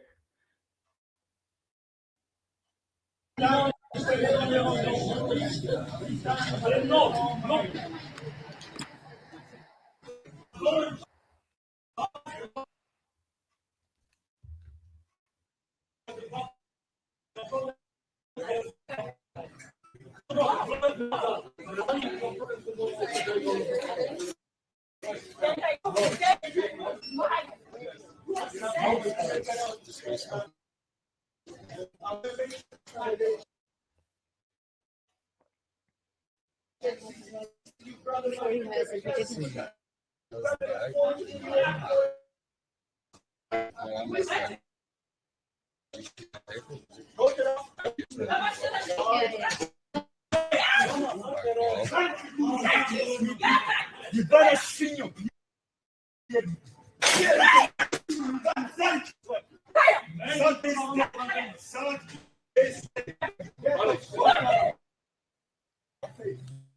yeah, I do get that.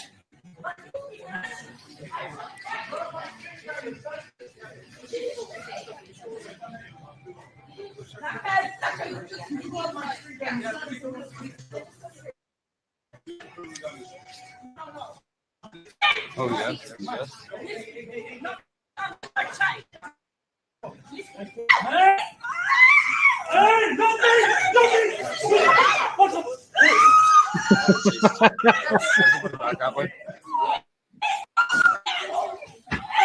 Sorry, you just want to come back this way. Back.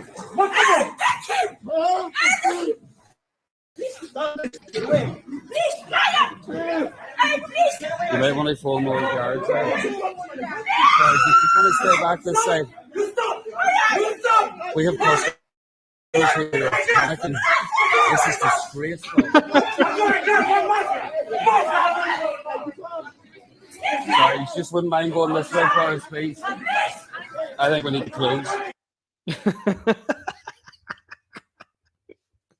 I think we might need to close. Oh, stop. But that's where we're at now as a society. You've got one guy, I don't know whether the plainclothes guy was a Gardaí or whether he was someone that was helping out just. But the spray, I have to be honest with you, was one of the funniest things that I've seen in a long time. Yeah, man getting big with him. Bang, spray. Now, that spray isn't, I don't know whether it was spray. Someone might be saying to me in the chat, yeah, it was or wasn't. Is that available to people? And what I'm going to say about this is, should that not be available to women in particular? And I would say as a whole, because you've got a lot of women now in particular, and they message me and they say to me, hey, Ninja, I don't feel safe in this country anymore. Well, here's the thing.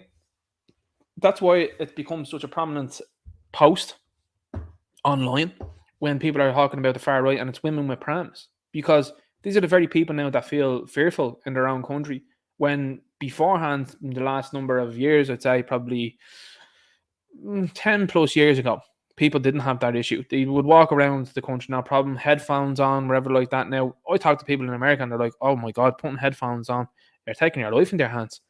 And that's fast becoming what's going on here in this country. Now, I will say this, and I always do, and I will reiterate this, because this needs to be said. We have enough problems of our own without importing more. This isn't to go at specifically people that are from different countries.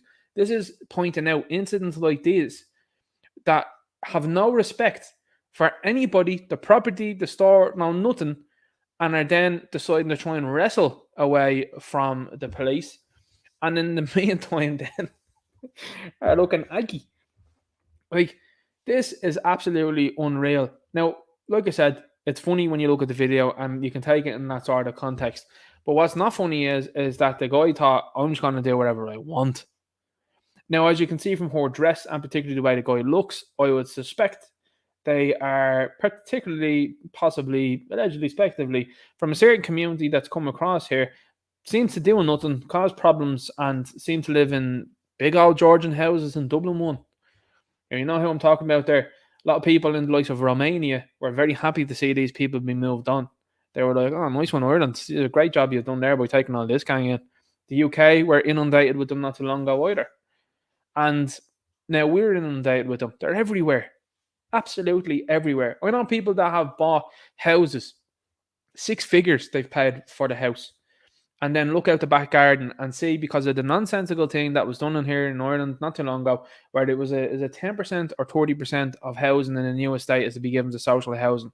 What an absolute joke. Imagine that. Imagine paying through the nose 6 figures for a house, and you then see dirts like these guys living beside you or living behind you.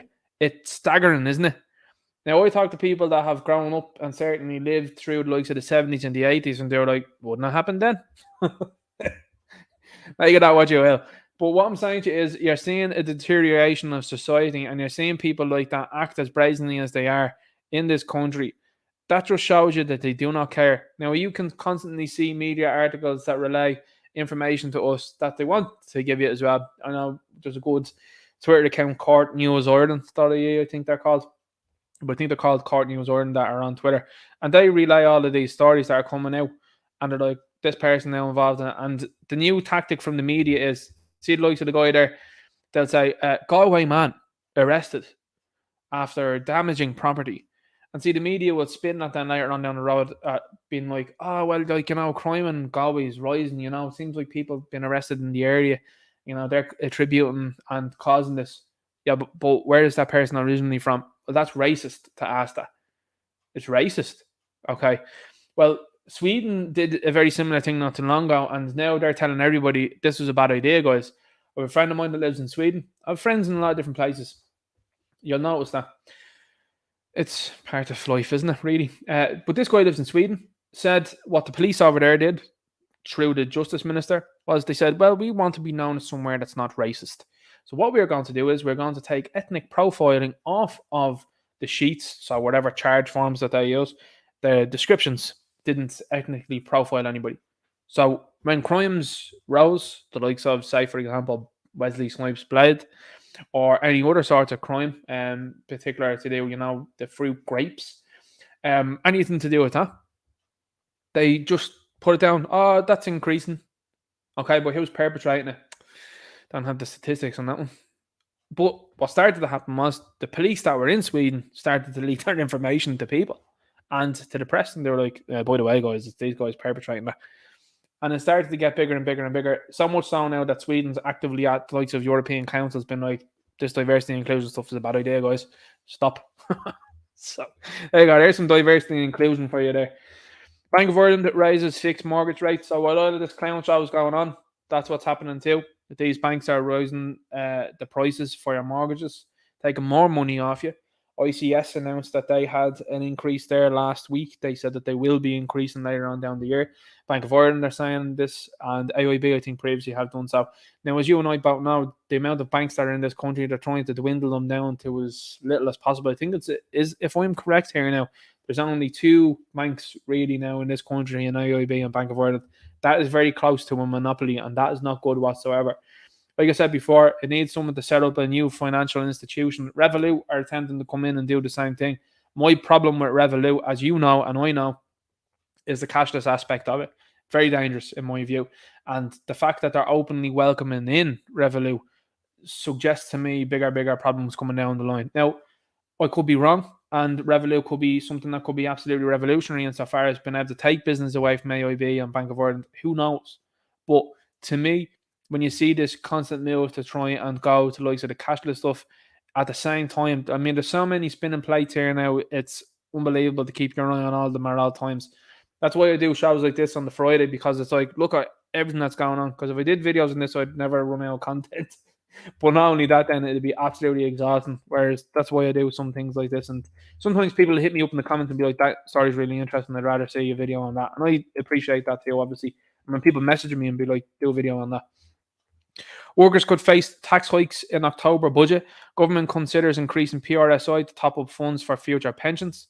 So future pensions, by the way, just so you know, the current pension, just so you're aware of this, the current pension went up 2.5%, I think, with the latest deal that they were given. And inflation rose by 7.5%. So the pension lost money. So here's the thing. This is a rigged game, okay? And these people hold the cards, and until you're into that position, you don't have the cards. These people have all the cards. So they're talking about increasing PRSI. They're hoping that you're not going to be around by the time you get to a pension age. They keep trying to increase it. Look what's going on in France. Oh, you don't know what's going on in France? They're rioting across the place there in France because the government wants to increase the pensionable age past 60. The French said no way, and they're out causing chaos. And I'm not going to condone, support, or endorse anything like that. However, it's interesting to watch because here in Ireland, they're flirting with the idea of 67, 68. Do you know what the average age for a man is here in this country? I think it's 78. Between 78 and 82. I think women have 82. I think men have 78. So you're being told to work most of your life to go and have money taken off you whilst you're doing that job, hand over fist, seeing half your paycheck be thrown away on taxes to accommodate foreigners now and to accommodate politicians. I don't think people are going to look at this for very much more longer and say that that's okay. I was talking to an elderly gentleman that I know, and he was saying about the Roman Empire. I've told this story before. And he says, do you know what made the Roman Empire fall? And I says, what? And he says, taxes. Now, not only that, but they also had very similar things that went on right now, insofar as things became very apparent to the Roman people as to what people that were in the governing positions were up to, and the people rebelled. And they said, right, we're not having that. Now, that's just history from Rome. I'm just saying, I'm just pointing that out. I'm not endorsing, supporting, or anything like that. Disavowing anyone that's up to anything else. But when you start to see stuff like this here now, there's 1 or 2 ways this is going to go. And I think maybe 3 ways that this will go. You're going to see people do even less at work now. So people are going to be less predictable. And that's a very big issue because people are just tuning out now and going, well, I'm just turning up here now to do a job and that's it. I don't care. You're also going to see them people say, right, I'm not having this and I'm going to run for positions. And I'm going to take over and I'm going to say, all right, we're going to change this up here. And the third thing is, well, I think the third thing is going to be people that are going to look at certain situations like these and say, well, I can't afford to buy anywhere, do anything like that anymore. And they're going to ask very serious questions of all of these government parties. And that time is coming now because people are starting to look at it and go, well, hang on here, what are they going to do for us? A Sinn Féin, are they going to close the borders and help people out? No, they're not. They're going to keep the borders open. They're going to keep helping this gang. Bad idea. That's not an alternative, is it? So this is the time to gain ground as a nationalist and a patriot. If you're out there and you're listening and you're in a party, this is the time. This is the time now more than ever. And don't be afraid of the media making any sort of statements or putting out pieces or anything like that. That's only going to serve you well because people are now tuning into, okay, well, I'm either going to be a minority in my own country and they're not going to look after me whatsoever, or I can be calling this the phobe. It's going to be the second one there every time. You know what I mean? Because the point of this is when you are seeing people that are in these positions of governance, you got to realize, and it's something I keep reiterating, that these people are not intelligent, an awful lot of them. Some of them are very clever, some of them are very capable, but not all of them. I mean, Simon Harris, third level dropout, a guy there that thought there was 18 of these things before the 19th one. You know what I'm saying?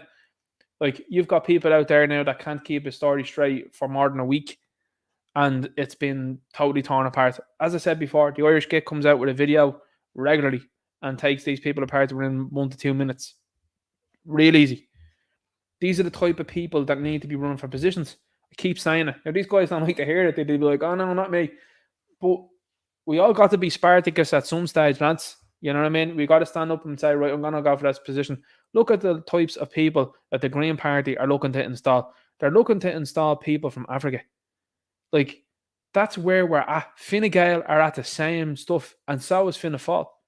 They're looking to install people not from this country, and the reason why they're trying to do that is so they can call you a racist. That's the only reason. Why do you think that Helen McEntee was Minister for Justice? All of this ludicrous stuff came out, and anytime anyone said anything, you're a misogynist. And some people would disagree with that because they're like, have you seen Helen McEntee? People starting to ask questions about Norma Foley too nowadays, and I'm like, that's interesting. Interesting to see some certain questions being asked. Anyway, that's where it's starting to go towards now. They're starting to go, oh, we're losing on the misogynist thing now. Let's go to the race card now. And that's not going to work out either, because it's played out in America over, I would say, over 2 decades. It's not happening here in Ireland quick enough for them. And it's happening quick enough for us to go capitalise on that and show what's going on. How can you be arriving off a plane from Nigeria into the place and be not once but twice contacted by Fine Gael to be running for them, and then you go on to Virgin Media, this is your woman Yemi I'm talking about, on there, and be like, you have white privilege. Excuse me? That's a total lie. But this is the move towards it, and they're going, we're going to tax you. I tell you what, tax is a bad idea. To me, taxation is theft, in my humble opinion. A lot of people share that opinion as well also. Because are you seeing a dramatic increase? Here's the thing. People wouldn't have a problem paying taxes if you were seeing the likes of resources in the community be good. If Gardaí were good, if there was enough of them, if crime was low in the area and people felt safe. Okay, you can look at that and say, fair enough. Water supply in the area, is the water good? No. A lot of people having problems with limescale. And limescale, let me tell you, is something that people need to probably look into, because with Ireland having a significant increase in cancer over the last couple of years, people say misdiagnosis, sure, but we have the 3rd highest cancer rate in the world. How is that? This little island. What's contributing to that? I don't know. I mean, that needs to be looked into, but they're not looking into it at all. So it's up to the people to do that. And that's why it's important. This social media stuff and talking as well on different platforms, important, because you can go, look what's going on here. That's beside the point. But this is increasing PRSI, so taking more money off you to fund future pensions. Future pensions for who? For who?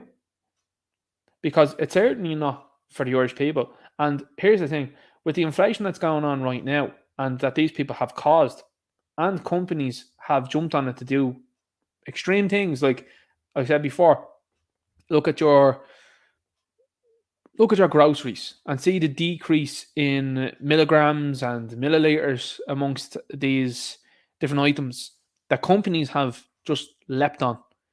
I'll talk about it, and I've said it before as well. I think I talked about it last week or the week before. You look at the likes of a chocolate bar. Look at the chocolate bars now. Look at the way that they've decreased in size. And the companies just jumped on that, boom, onto it. And you're still paying a higher price now for the same product. It's actually a lesser product now. And these people are like, oh, we'll just get the PRSI so we can pay us later. I don't believe you. Everything that you people say is lies. You're career lawyers, and what you're offended by is the truth. That's what they're constantly offended by. But career lawyers is what we have. Oh, we're going to increase this here for you for later on. No. Sure, you're after just showing there that people that paid pensions all their lives, they're after getting 2.5% and they went, yay. Not all of them, but some of them, yay. But the inflation's 7.5%. You've lost money. Oh, we got an increase. But they're actively giving you money and then months later taking it off you. Are you happy about that? I wouldn't be. Walt Disney Company begins 7,000 layoffs. Layoffs are just beginning, and the tech sector is getting it as well too, which is quite interesting. Walt Disney has begun 7,000 layoffs announced earlier this year as it seeks to control costs and create a more streamlined business, according to letter chief. So this is when they talk to you about culture, and this is why I talk about entertainment as well too. This is a very real situation, and it's happening at Hasbro as well. You know, I'm into talking about action figures. There's people that link into this channel and be like, "This clown is talking about toys." Listen, it's my channel. I've debated long and often with myself about setting up a specifically different channel to do and talk about that, but I'm like, I don't know. I just rather keep it under one banner. Anyway, the reason why I talk about these different things and the problems at these companies is because it's now coming home to roost, where you're having layoffs at the likes of Hasbro. They're having the woke nonsense. People are gone. You're having the woke nonsense at Disney. Disney actually stated in the last 3 or 4 days that they view Marvel as a lesser entity than anything else that they have. Now, they didn't mention Star Wars because if that's what they believe about Marvel, which is a multi-billion-dollar machine, even though it's flopping at the minute, not as bad as that recent Shazam movie, granted, but it is on a downturn. They are willing to say that they do not care and have no interest in Marvel. They own it. What do you think they think about Star Wars? And Star Wars is Star Wars needs to be sold to another company. I recently heard that Universal are interested, so I wouldn't be shocked at that there. But 7,000 people just gone out the door, streamlined. That's because you've decided to mess around and now you're finding out. Shrinkflation. I don't know how it hasn't caused French style this here. Shrinkflation comes on top of price increases faced by consumers, which have been seeing the cost of groceries climb by over 15% in the last 12 months. Now, the Irish Times reported on this here, and this was actually after the fact.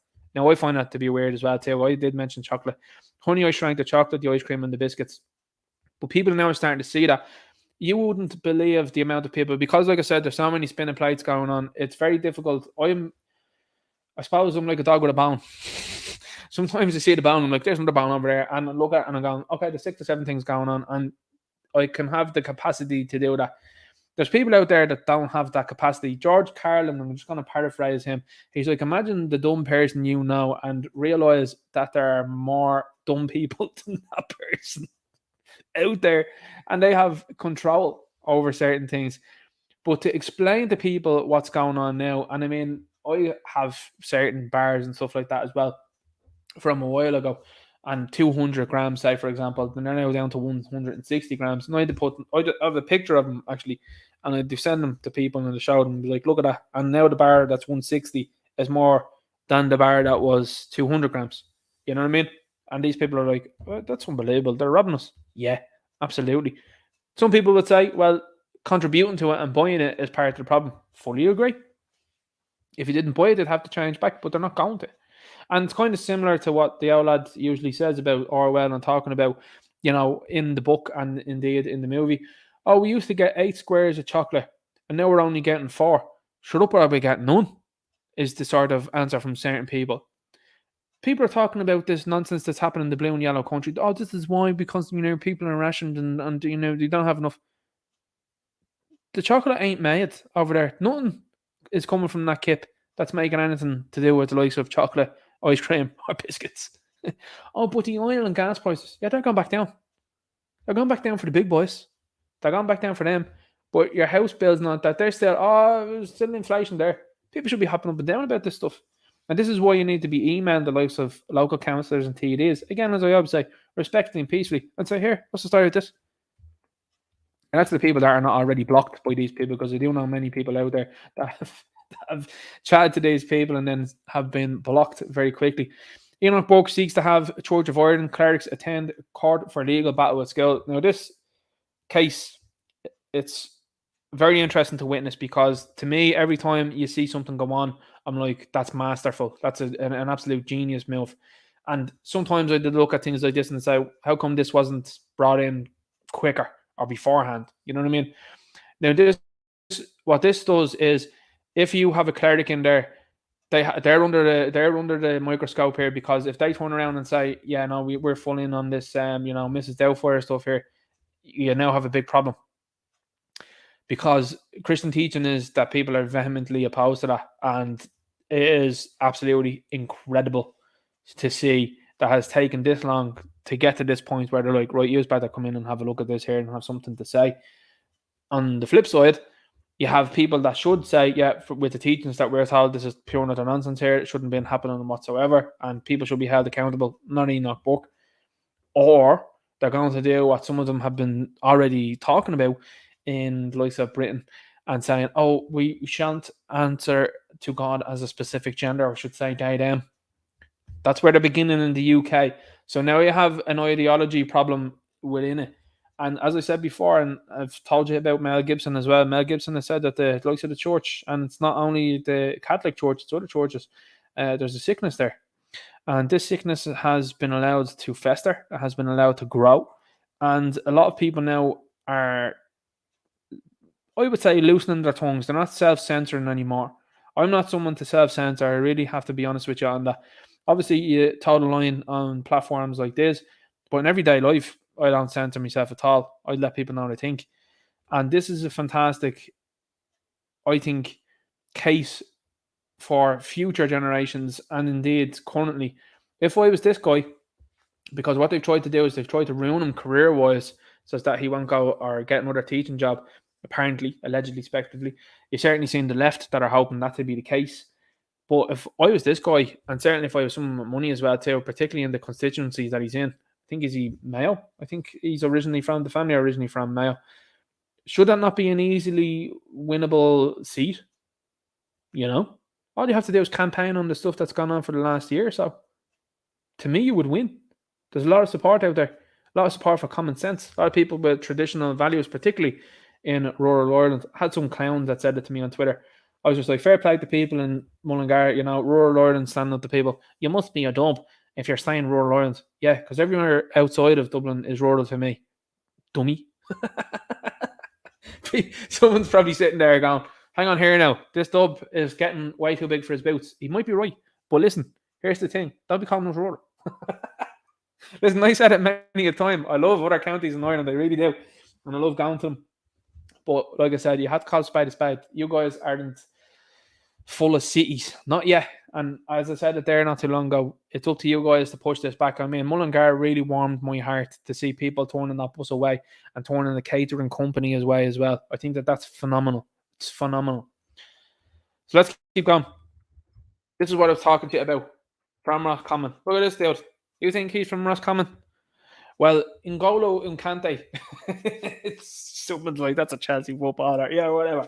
Listen, N'Golo has been on the missing list for Chelsea and France for a very long time. I wonder where he's at. Anyway, concern for missing 30-year-old man who vanished from Roscommon. Any chance that he went home to where he's from? A lot of these people are posting on social media, particularly in this Ukrainians and Ireland stuff. How do we go on holidays, lads, to the likes of Marbella for a couple of weeks? And can my payments and my housing be kept for me when I go back to Ireland? They're all discussing this openly on a public forum. I don't know about you guys, but that would be an interesting one to look at.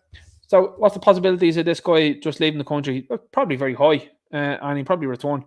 But have you noticed that? And listen, I know people that might be in there in the chat and they might listen after the fact, and they might have people that are belonging to them and they've gone missing in that.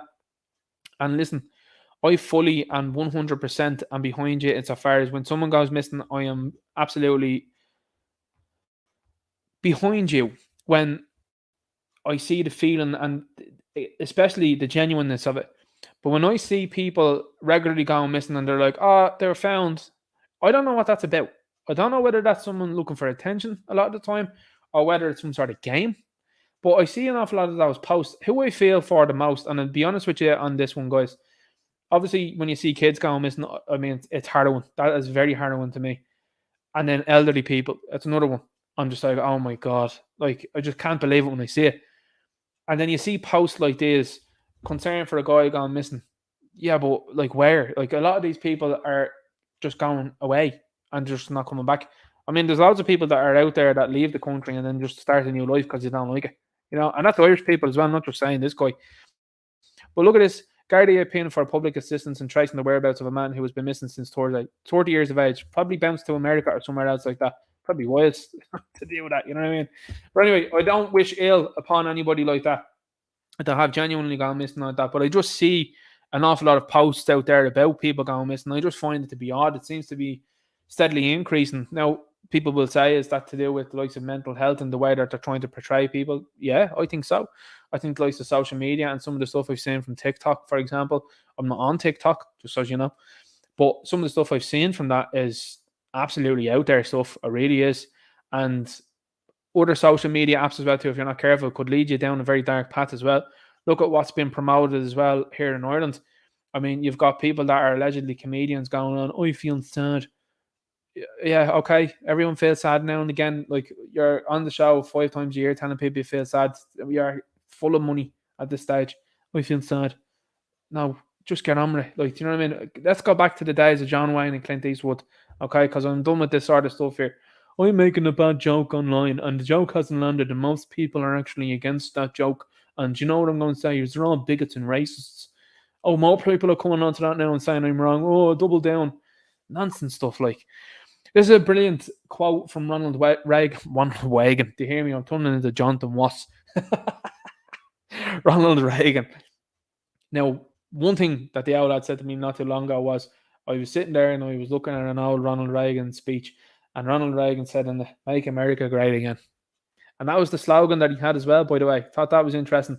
Now, recently, Bryan Cranston has been like, it's a dog whistle and it's actually racist to say that. That's Bryan Cranston that played Walter White and has played, what's the dad's name? Hal, Malcolm in the Middle. People know from that. He's also in that, Your Honor. What's happening now as well, and you've seen it with these adult pretenders, as Nerdrotic would call them. These people are out there and have been towing the line for the left so much so people are like, I'm not going to go and see your movie now. It's great. Like, you see Shazam. Shazam had a very good idea in the weeks leading up to it to be like, so Pedro is gay in the movie? Okay, I'm not going to go and see it. And a lot of other people are not going to go and see it now. That's not the only reason, let me tell you, because they have Zachary Levi, who looks like he's 50, and he's there supposed to be playing a character that's a champion level of a child. Again, people will be like, isn't that big? Yeah, it is. But the comics did it first. But this is the same company that are like, oh, Henry Cavill's too old. Going back to this now. Keep getting distracted. Evil is powerless if the good are unafraid. This is a banger of a quote from Ronald Reagan. He's coming out with things insofar as these quotes are resurfacing. And do you know who I saw who made this quote? I'll be very clear on this with you when I say this. It was Jim Caviezel. Jim Caviezel said it, and you'll say to me, who's Jim Caviezel? Now, some of the people that are in here that know who that is, don't need to explain to. We're talking about Mel Gibson earlier on. He was the man who played our Lord and Savior in The Passion. Okay? And he said that.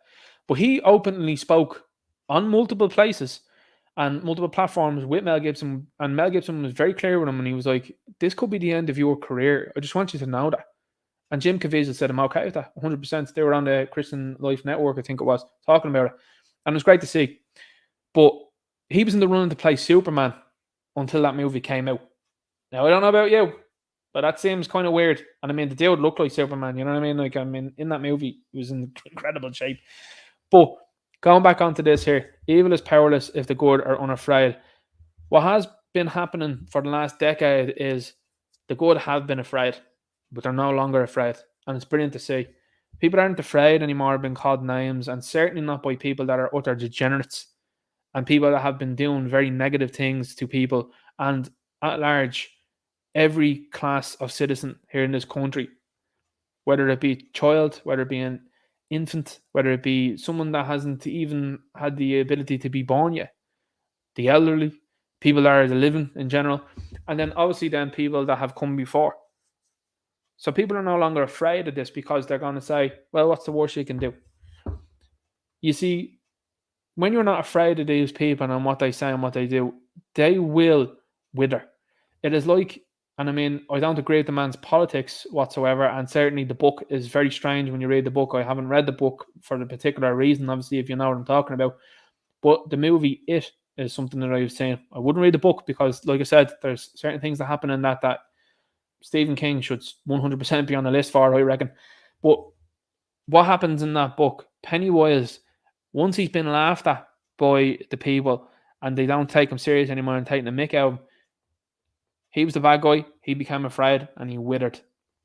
The good guys, not afraid as much. This is just to remind you as to what happened not too long ago, you know. So,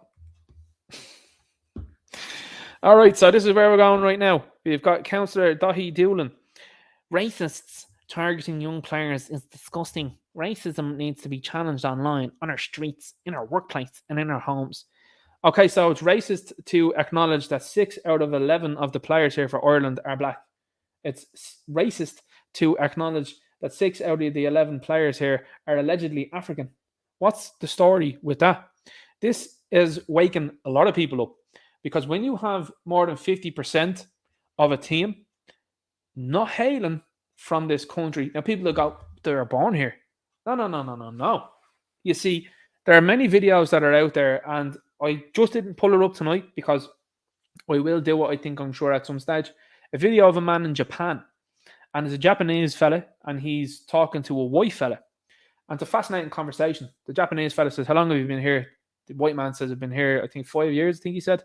And your man goes, sorry, you're Japanese? And your man goes, the white guy goes, no. And the Japanese fella says, yeah, that's right, yeah. Would you come back to Japan as a visitor? And your man says, oh yeah, I'd come back for a year. And they go, okay, that's grand. But the Japanese view was, no matter how long you're here, you're not Japanese.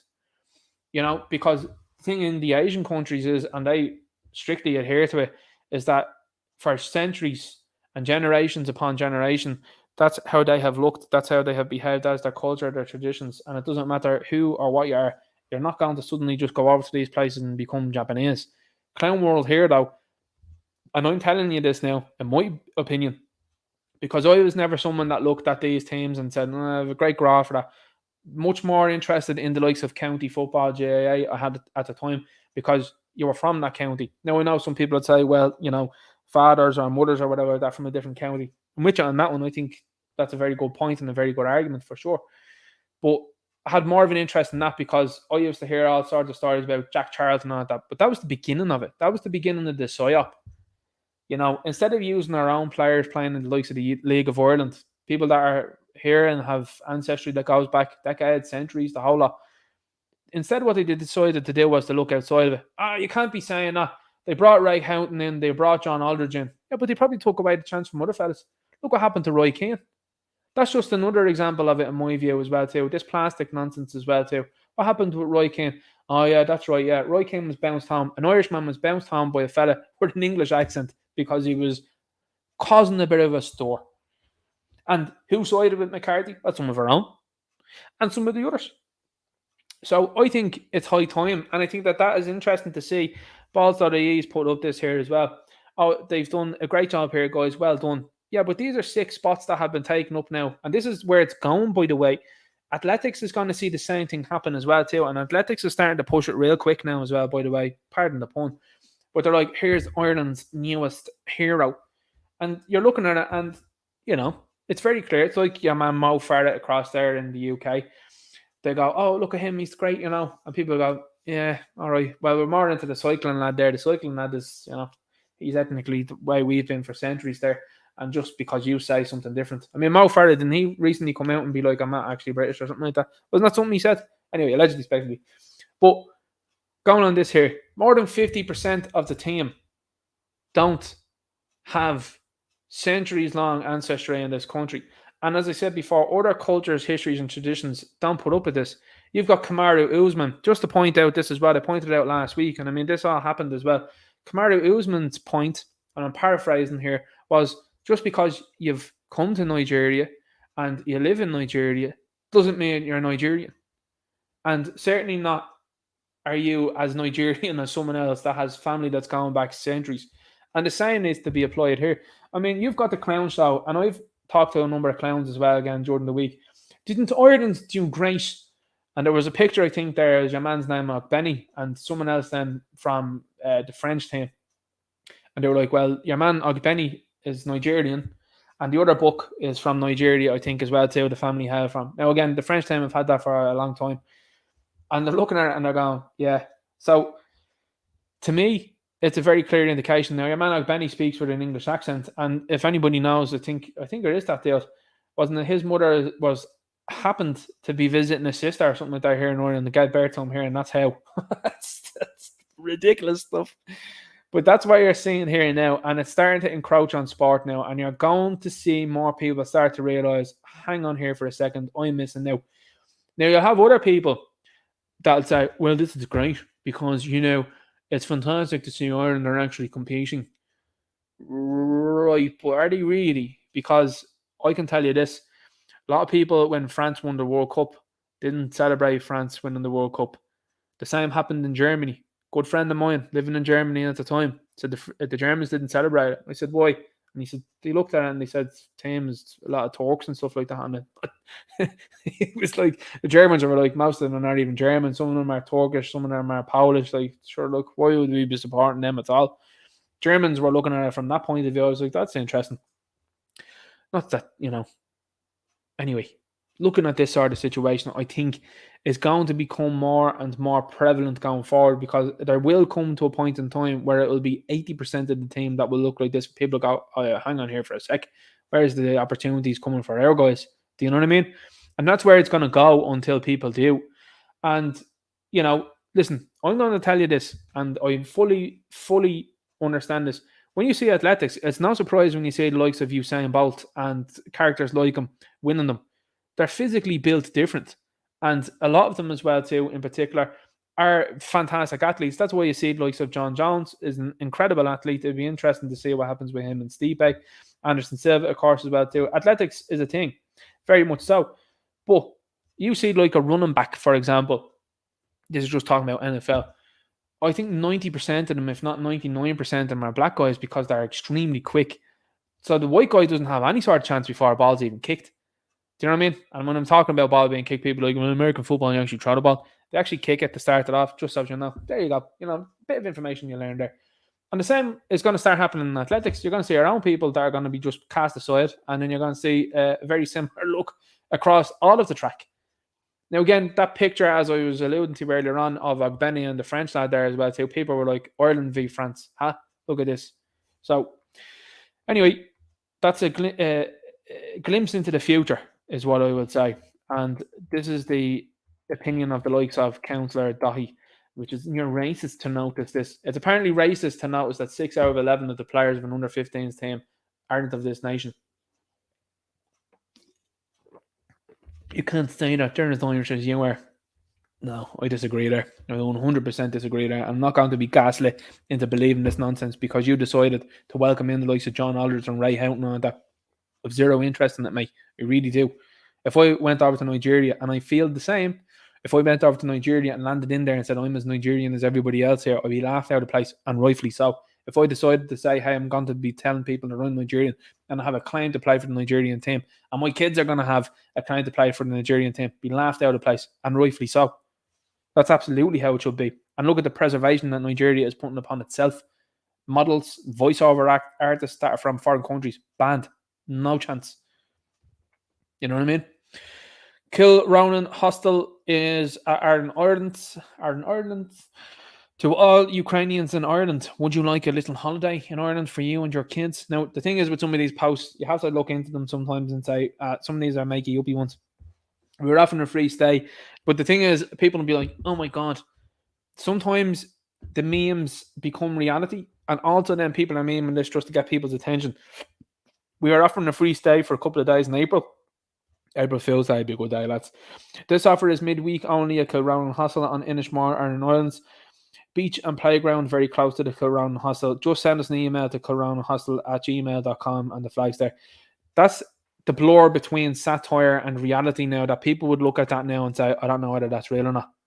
You know what I mean? That's how you know. And when you see the other picture that I have, this is another one that people are like, I'm not sure about if that's real or not. Let's have a look at this here.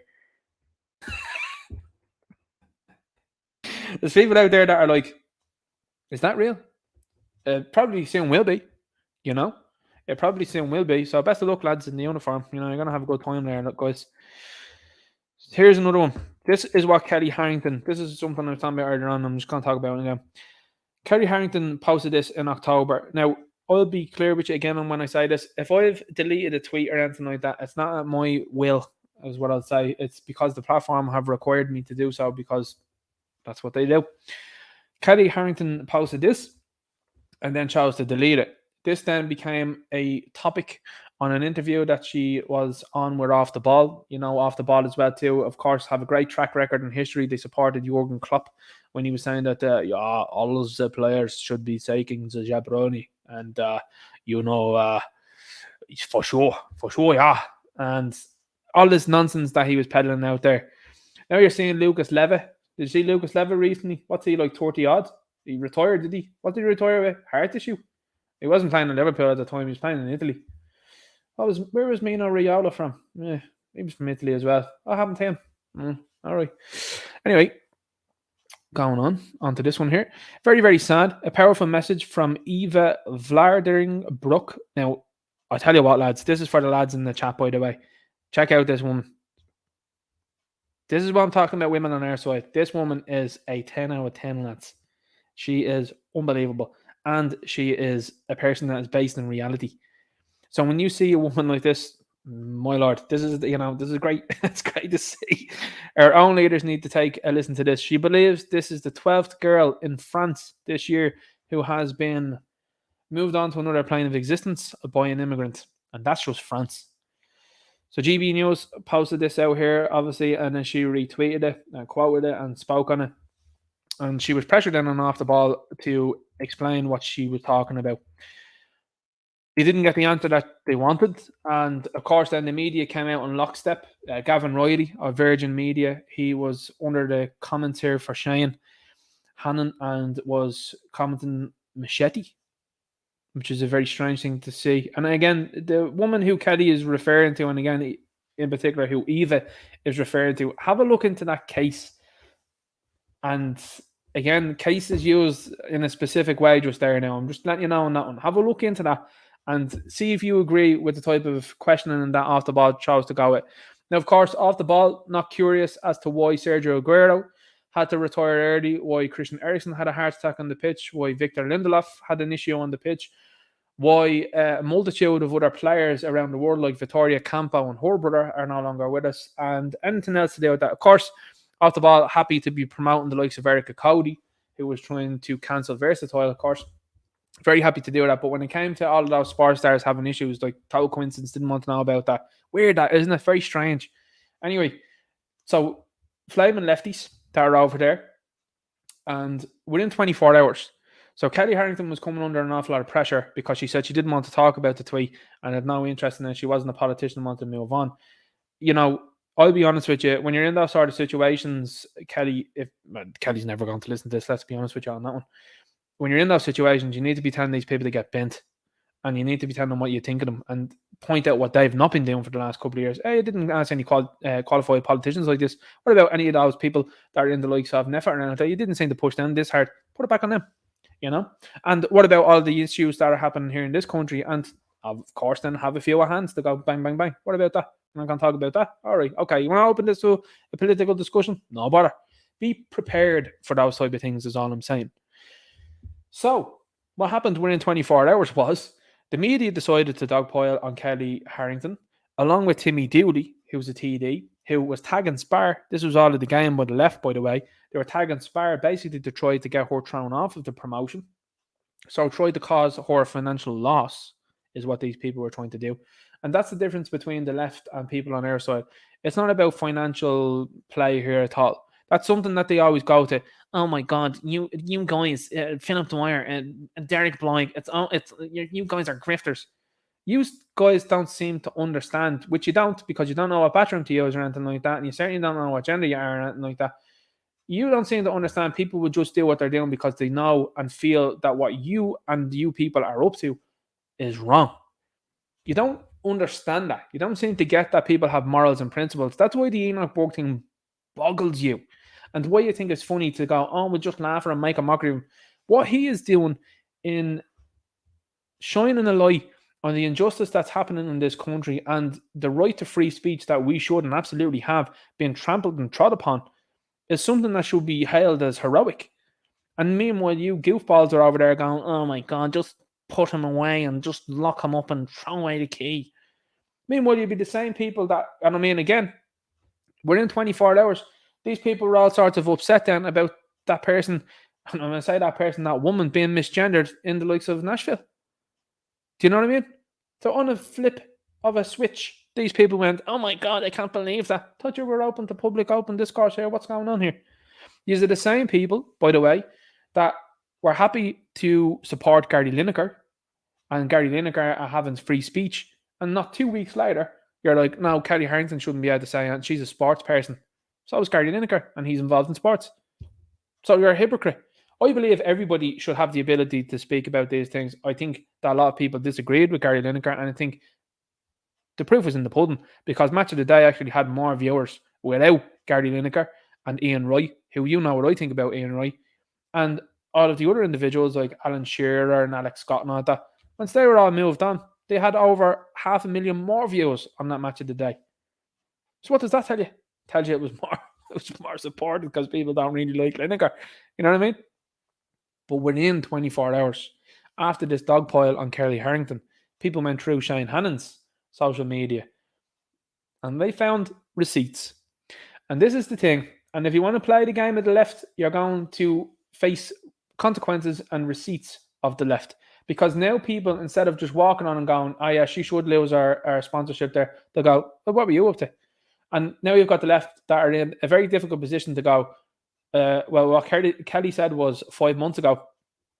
Okay, but according to you people, there's no time limit on things, which we're fine to argue on. You want to argue on time limits? There should be no time limit for Donald in America. Super. Okay, you want to play that game? Super duper. Because there's no time limit on this then, isn't that right? How about that? But it's also an interesting case study, is what I'll say. Just give me a second and have a quick sip there. Wet the whistle. I don't like the way I said that. Wet the whistle. Wet the whistle. It's a case study here of how did this guy, and I'm going to be perfectly honest with you here, guys. I think banterful guys in general would talk like this in general. Okay, as they say, locker room talk and what men talk about and all that. This sort of stuff would be said. Okay, nobody's out here on this side of the fence being like, oh my God, can't believe what you're saying there. What they're saying is, hang on here, how are you deciding to put this woman on the spot for something? And you have said things like this before. Again, like I said, everyone should be free to say what they want, obviously. But what has happened to this guy? You know, every time you see with these people, in my view, light bulb heads, you know, big craniums and little chins and all that, and every single time.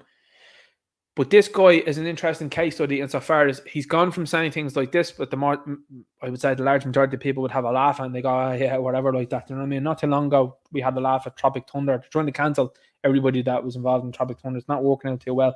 Why is that? Well, Ben Stiller's involved, you know, and you know yourself there. Anyway, this guy said this. So how has this guy gone from saying things like this to now this woke stuff and trying to put a woman on the spot for talking about a factual story? Do you know what I mean? Says this here. Thinks she's scared of us. Says this here then. How Torres gets playing today and does this with his legs. Come on, the Dutch. Xavi Hernandez equals king. Au revoir, you French. And, you know, where did it end up? It ended up here.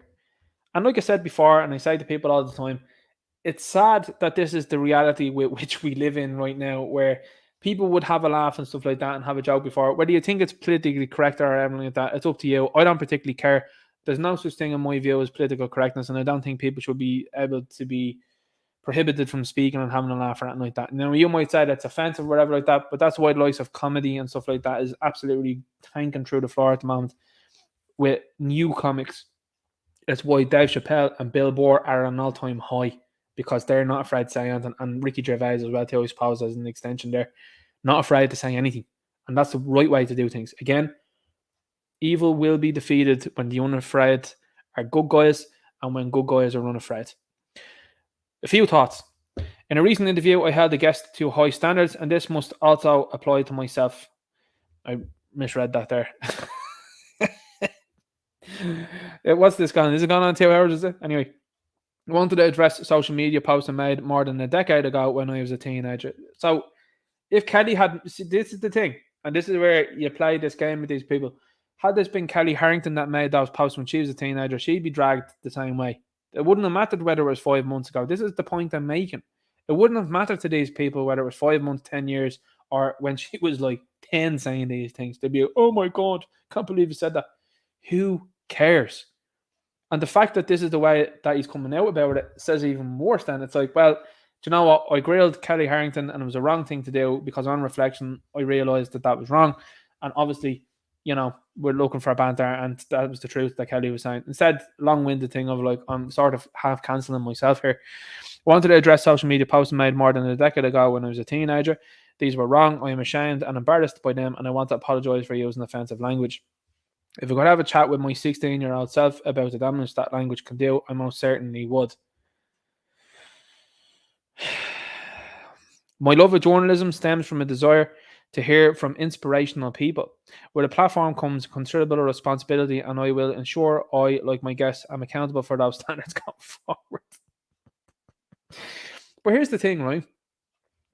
You obviously asked Kelly for the interview. If you knew about that post, why did you ask her for the interview? Well, that seems like a setup to me. Because if you know and you disagree with what she said, what's the point? What was the point? Why did you do that? That seems malicious to me. That's what that seems like. It seems malicious to me. Because if you don't agree with her and you don't think she's the same standard or has the same standards as you, why would you talk to that person? Like, here's the thing. If there was one of these batty lefties that are out there that were like, I want to come onto your channel, I'd be like, no, there's no way you were coming onto the channel.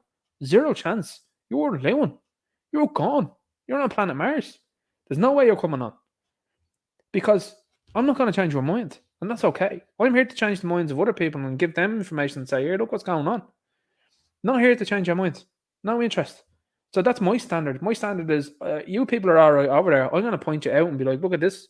Look at what this individual is saying. You know what I mean? Very simple. My love of journalism stems from a desire, blah, blah, blah. It is crucial journalists ask the tough questions, but they must also take responsibility for their actions and the actions of their younger selves. Complete codswallop. Like, let's call a spade here. Nothing that was said has greatly, dramatically shifted the world. Nothing. Okay? And at the end of the day, you just had to see a movie as well too. I think it's been 2 movies in the last 20 years there. Johnny Knoxville was in one there as well too, where he pretended to be something he wasn't. You've got Ben Stiller in Tropic Thunder as well. And then you've now got a new movie called Champions starring Woody Harrelson that's taking the mick as well too and having a laugh. Like, it's sad. It is completely and utterly sad to see how devoid of any sort of joy and laugh and taking the mick out of things. And sometimes, getting a bit heated and emotional and stuff like that. You see, this is what people don't want to know and don't think of. Emotions are all right. And you see, here's the thing. They want to turn men into women. That's what you keep seeing. Men are known for being stoic, and they're known for being able to hold their emotions and certainly be able to keep them in check. That's why we're good at what we're doing and why we are good at what we do, because men are able to do that. And that's why women are women, because sometimes they will show us an emotion and you go, oh, that's great. But like, that's the thing. That's it meant to be cared and nurturing and kind and to understand that. But also at the same time, if you're captain of the ship and you're deciding to run around and go, oh my God, you're no use as captain of the ship. You're done. You're finished. So that's why fellas behave as they do. And that's why it has to be expected that fellas will say and do things like that are completely out there because you blow off steam. That's just it. But what a sad world you live in. And this guy obviously looking out for his career clearly rather than being like, you know what, guys, you got me on that one there. I was wrong to do what I did to Kelly because considering what went on, it is what it is, and I apologise for that one. Instead, it's a half cancelling myself type of stuff, and I was wrong to say what I was doing. Nonsense. Pure nonsense, lads. I wanted to show you this here. The Yanks last week, I don't know whether you're aware of this guy here. This fella is called John Fetterman. Now, this is the guy that went into hospital, and this is the guy that came out. It seems like he got a head transplant, did he? That's a completely different dude. Now, they're trying to pass this fella off as this guy. People have been like, Leo Varadkar looks a bit odd lately. I think it's probably the Botox. Like, I've seen a fella doing a Leo Varadkar impression during the week. Now, I'm not bigging myself up here or anything like that, guys, and I've seen other people do really good ones. But this guy's impression was starting to do numbers on Twitter, and I was like, that's not a very good Leo Varadkar impression. No shade here or anything like that. It's great to see people having a laugh and taking a mick, but I was like, that's not really a great Leo, in my view. But this is what's happening in America. Can you only imagine some of the stuff that's going on over there? I mean, this fella is running around now as a senator, Look at the guy that's running around as president. And then you see here this country as well too, some of the people running around, Do you know what's really interesting to me? And it's something I'm going to just keep referring to all of the time. It doesn't seem to be any politician with a case of the Suddenlies or anything like that. Sure, there doesn't. I meant to jump onto this one next. Doesn't seem to be any of them getting any of that. Sure, there doesn't. It's weird, that, isn't it? Maybe that had something to do with John. But anywho, we'll move on to this here because I like to dip in and out of these things because these things are very important. Obviously, Paul O'Grady says getting the Voldemort was a doddle as he delights fans with news. 11th of February 2021, brown bread this week. I don't know about you, but that seems quite strange to me. This is the individual that I showed you up above there, the woman who thought she was a man, and this is here, all the flags, all of the usual sort of suspects. Target Christian school, look at the place. You can imagine the smell of the joint. It's absolutely reek, I would say. Let's have a look now and see if there's any more that I've gotten here. I've got Senator Lynn Ruane. Now, this is something that the Talking Ball Bags had on not too long ago. I don't think they've reached out to Philip Dwyer, though. That's interesting, isn't it? Going to make you think, wouldn't it? Senator Lynn Ruane, this is a woman that's from the inner city that posted a video during the week talking about her involvement, allegedly, speculatively, we say that, in certain substances. And was like, guys, has totally gone in on the leftism stuff here, and is someone that one person in particular regularly messages me and is like, cannot stand this woman, and from in and around the same area. But this is another one that's following and is followed by many a leftist that's running around the place, and to me, quite interesting. Now, this person is a senator, and it just goes to show you as well that these people are there, and it is imperative that you take their seats come the next election. I mean, it is so important that you need to be taking seats up with people like this. I mean, you had Oily in there that was talking about worst awards, couldn't string a sentence together. And there you have this one out here now going, woke is really not an insult. I'll think it is. Yeah, it is. And you see, the thing is, and a lot of these people don't realize this as well too. The reason why woke is used towards you people is because people have been hamstrung in what they can say on social media. And you've been given the privilege of people not telling you the truth for a very long time. And so has a number of these communities. And of course, as well too, listen, I'll tell you, I would obviously block radical leftists 100% because I'm not interested in having anything to do with these people. But some of these people that are public servants are just doing the same thing when people are coming in and questioning them. And they're like, what's that going on about? Like the Irish women's accounts there on Twitter, they're talking about how shocking it was that I think it was that the Athletics had decided to unanimously ban fellas from competing in women's sports. And I was like, didn't the rugby do that? And promptly blocked them. But that was all I said. I was like, didn't the rugby do that? So these people that are on this side as well too, the woke reason you're being given that label is because you are ushering in very negative things. You, my friend, are basically someone that has opened the gates of Mordor and has decided, okay, let all of the orcs, Uruk-hai, and goblins out and let them cause all sorts of problems. And, if you don't like that, you're an orc racist and you're an orc bigot, Mad stuff. I'd rather be woke than a racist. Okay, this person, if you ask her what does racist mean, I'm sure she would struggle to define the term. Now, in my view, I'm going to just give you my view. A racist would be a person that wants a particular specific set of people to never exist and to no longer exist ever again. That's my view on what that word means. Correct me if I'm wrong. It's not racist to point out that there are specific demographics and things that certain ethnicities seem to be very good at and some that aren't. That's not racist. I'd rather be woke than a homophobe. Okay, phobe gets thrown around all of the time. Phobia is a fear. Nobody is afraid of this sort of stuff. They are disgusted. That is totally different. Are you a Christian phobe? Is that what you are? I'd rather be woke than transphobe. Again, nobody is scared. They are just disgusted. And I think that is okay. I'd rather be woke than classist. But that's funny because an awful lot of people that aren't able to speak, they usually get called out on that. That's the first thing that they turn around and say, you're a classist. Listen, I've been going for about 2 hours here. I've made a number of mistakes. I'm very aware of that. And I'm okay with saying that. And I speak with a certain accent. If someone came in and was like, oh, no, I do that. Listen, if you hear Leo Varadkar talking, he goes, every, I would say, 15 seconds. Listen out for it the next time you see him talking.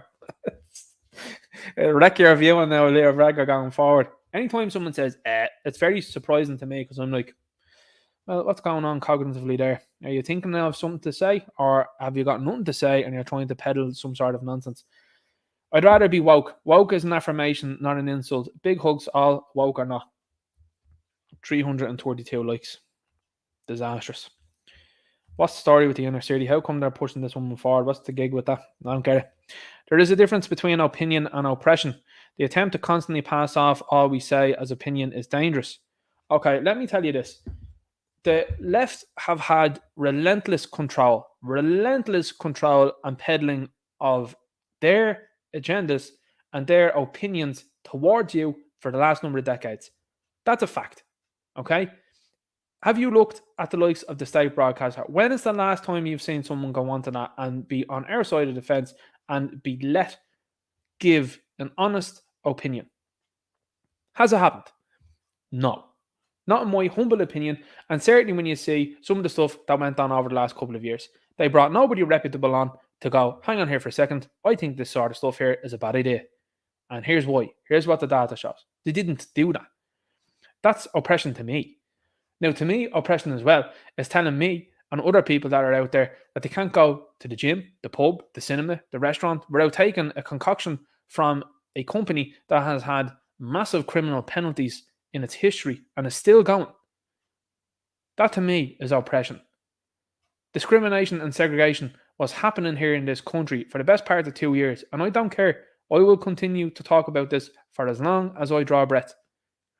And none of you individuals out there were interested in that. In fact, you wanted harsher restrictions. So when you talk about oppression, you don't know the meaning of the word. Dummy. The attempt to constantly pass off all we say as opinion is dangerous. People are allowed to hold opinions as batty and as ridiculous as your opinions are. I hope you continue to post them because it's easy then to look at them and say, this is ridiculous. But you are entitled to that opinion, however ridiculous it is. Because to me, when you see the likes of the Green Party, they're dangerous. When you have a party that's out there that talks about, oh my God, guys, the climate, it's a problem, and we need to do something about it. Instead of, actually following what we say, we're going to be total hypocrites and we're going to tax you out of existence. You have Eamon Ryan geeking out about the climate for the last number of years. He flew across to China on a junket. This is a place that has posted in the past about record pollution. Opening coal mines left, right and centre. And the Eamon Ryan fella and the government taxing you out of being able to buy bags of coal. Selling turf off to other countries. You can't cut it and burn it here. That's dangerous. That is dangerous. Telling people that they can't go out of their doors without having a QR code to attend certain places, with the likes of Jerry Horkin, for example, out there saying you shouldn't be able to be allowed into a supermarket without taking a concoction that nobody knows what it's going to do in the next number of years. I have a fairly good idea what's going to do because I'm starting to see people keel over and have problems. I know what it's going to do. And a lot of people think that also. That's dangerous. Well, where are you about that? Now, you're more interested in talking about, oh my God, guys, having an opinion on migration being totally open is a bad idea. Yeah, it is. Because now you're starting to see the problems and the repercussions of that right now. Crime rates rising, housing absolutely impossible for people to buy a house. Councils coming in, buying it, putting other people in. people on housing lists that are Irish, that are natives here, indigenous people, for centuries are being overlooked. That's dangerous. When it comes to minorities of any kind, now hang on here for a second. Hang on here for a second. There's 1.2 billion people in Africa. There's 5 million people here in this country. We are very much so a minority in the world. Let alone be talking about this sort of stuff. This person wouldn't be able to tie her shoelaces, I'm sure. And the fact that she's typing out this sort of stuff here on Twitter that's getting over 20,000 views and 275 likes is very indicative of where things are at right now. Now, this is just Twitter, and Twitter is not the real world. I'm very aware of that. But the generation that are coming now through are aware of this. And this is what this person is hinging on. Hinging on this tension and this idea of, okay, right, the Irish probably going to be a minority here. They're openly saying in the media, by the way, minority by 2050. So they're like, probably be gravy till then. And not only that, then it'll be totally gravy after the fact, because then we don't have to worry about the natives. Minorities of any kind allowing oppressive ideas masqueraded as just opinion is nothing but a tactic to uphold continued oppression. What oppression? Like, absolute lunacy that's been said here on Twitter. Like, you see what's happening here with the Burkes, and the Burkes are a very important family going forward. People might laugh and might say, oh, you're absolutely out of the realm of possibilities there. I don't think so. I think the striving towards free speech is important, it's imperative, and also the upholding of Christian religion. A sister and brother of teacher Enoch Burke have made official complaints about the way they were treated by Gardaí during an incident in the Court of Appeal earlier this month. This guy here, again, another light bulb head. Look at the cranium on him and look at the chin. You know, it's always the same. It's always the same. Says, should have been out of the court. And of course, then you see this here. Now, like I said to you before, might mean nothing to a lot of people. And there's people here within a certain community that have a certain, obviously, how shall we say it, preference, persuasion, as we say, that are in here that are base people and that are normal people that are just like, okay, I don't buy into any of this stuff and I don't get involved in it. I just live my own life. That's why I have great respect for the likes of Ian McKellen, for example. Ian McKellen does his own thing behind closed doors. That's it. He doesn't have anything to do with it outside of it. And the internet, of course, had no interest in what he was up to when he was playing Gandalf. And the media then 10 years later were like, oh my God, people were so upset about that. No, they weren't. People were curious as to what it would have been like if Sean Connery actually took and did the role. That was something that Sean Connery later said that he regretted. So you've got this sort of commentary here. Of course, as you know, if anybody was saying it on their side of the fence about anything to do with that, oh, sure, look, there, Lynn would be talking about that, no problem. But this guy, physical abuse towards people I don't agree with, absolutely fine. And this is starting to become a trend, by the way. And what do these people have here in common? Well, these are Christians, and this guy ain't. So like I said, this community are starting to mess about and are going to find out. You know? And it's not good. I don't like to see that. David Packman. Now, I'll give you 2 guesses as to what religion this guy is. Have a quick look into that one there. It's very interesting. It always leads you back to the same perpetrators, I reckon. Yeah, man leading the blue and yellow flag waving country. Wonder what the story is with him. Ben Stiller. Wonder what the story is with him. Liev Schreiber. Wonder what the story is with him. I'm sure there could be a case made for Sean Penn, probably. Funny enough, talking about Sean Penn, he spent a lot of time over there. And the lads that wrote Team America, the same guys that did South Park, Matt Stone and Trey Parker, were like, he wrote a part about Sean Penn in Team America. The movie didn't come out, and Sean Penn wrote exactly what we had said in the movie. They were like, it was absolutely unbelievable. Anyway, going on this here. Guess what religion this guy is? Very surprising that there would be a mass, at Christian school, given that lack of prayer is often blamed for these horrible events. Is it possible they weren't praying enough or correctly despite being a Christian school? 1.5 million views, 3,000 likes. Big yikes here. This guy absolutely got seriously pushed back, I will say, in the comments, yourself. But like I said before, people are starting to look at this and starting to go, hang on here for a second. Like I said earlier on, the sensible thing to do is obviously have armed people there and employed. Off the ball, it is about a lot more than posting a black square, and the cause that they were going for was by large mansions. Of course, talking to this one over here. So there you go. Islam in Ireland. make it a stop and not a stay. If that's the case, move yourself on to somewhere else. Then I hear that Ghana is very welcoming to anybody that doesn't feel welcome in these countries, and you can hop on off. And good luck to you. See you now. Cup trusts the experts. Get the Voldemort. Liverpool manager Jurgen Klopp has called upon football fans and members of the public to listen to the experts. Yeah, listen, they're as good as experts on Fredo bars. Why am I showing this fella? Well, this is Craig Charles. He was rushed into hospital there during the week. And please retweet, guys. There's a real worry that not enough people are going to be this. Rushed into hospital with chest pains. I'm sure nothing to be worried about, Nothing curious about that at all. Garda Síochána put this out on Facebook. Look at this. This is where we're going. This is a job advert, by the way. This is a job advert. And as you can see here, and to me, I'll be honest with you, I think that this is on purpose. The white person in the back blurred out. And what you're seeing here, I don't know about these people, certainly. But this guy as well, questions to be asked. A lot of people looked at this and went, hang on here for a second. And with the revelations as to who can get in as an entry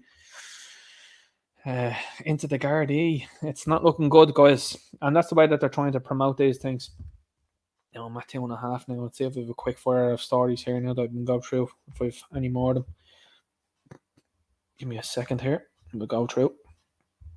Do we have anything? I'm wondering. I posted that during the week. Peter McVery Trust repurposed historic Charleville school building to provide social housing. I think they already said that they were going to house people not from this country. The school has been a landmark on Charleville's main street since 1866 and was attended by former president and founder of Fianna Fáil, Eamon de Valera. I think that's where a problem started, if I'm being honest with you there on that one. That's my humble opinion, allegedly, respectively. So yeah, I'm all caught up there with Jordan the Week. That's great. I knew it was. I was like, I think this is coming to the end. I knew it. I posted those pictures earlier on. So listen, everybody that joined in here tonight, we had over 200 in here tonight. That's insane. And I really appreciate that. Thanks very much for joining in here live. I can't thank people enough for doing that. It's absolutely unbelievable having people tune into this Gonzo production, listening to the ramblings of an individual here that's just talking about what's happening in my beautiful country. It's very sad to see. And to be honest with you, I think this is going to be turned around. Really do. I believe in it 100%. And if I'm being honest, I think this is going to be what's going to happen going forward. I think more and more channels are going to start, which I would encourage you to do. Listen, your first videos are not going to be wonderful. Mine weren't. Mine certainly aren't. But continue to grow. And the more people that are speaking out about this, the better.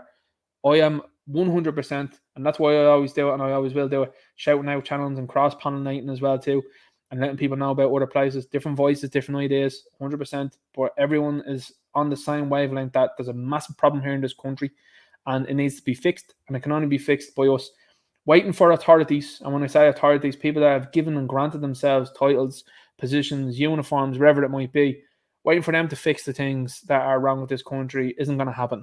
I'm going to be real with you on that.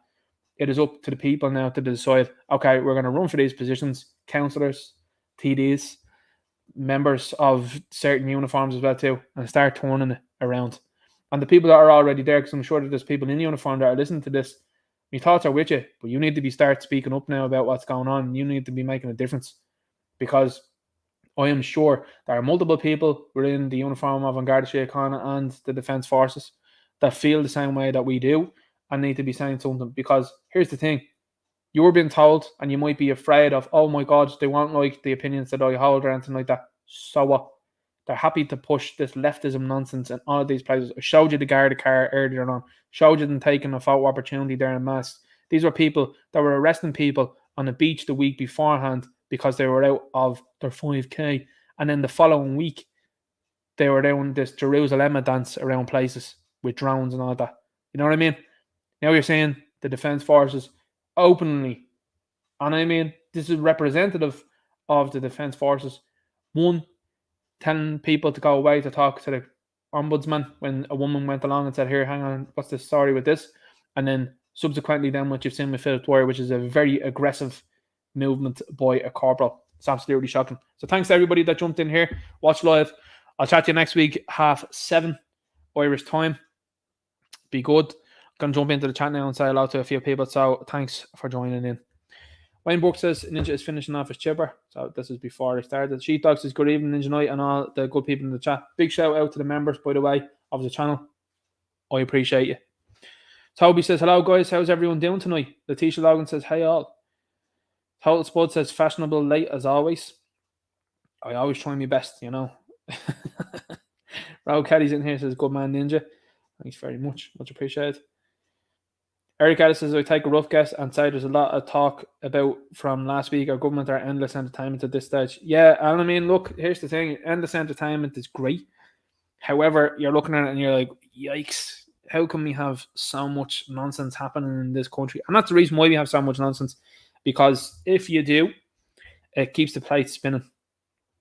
Blue Ground 134,000 to watch Philip's video. If you got half of them views as boots on the ground, not a bad statement.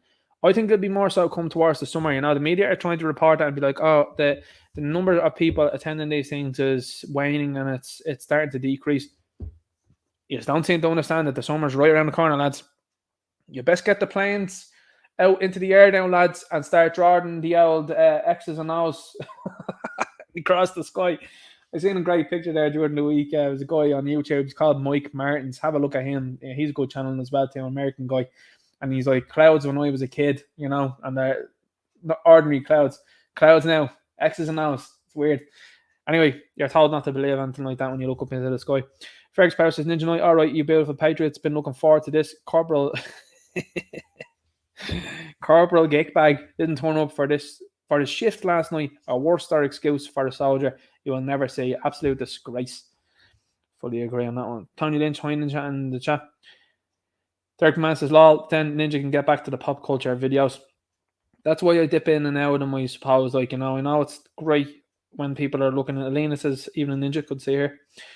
I know I dip in and out of those things. There's kind of a reason for that, obviously, you know. But I'm not at liberty to discuss that one. I'm just saying.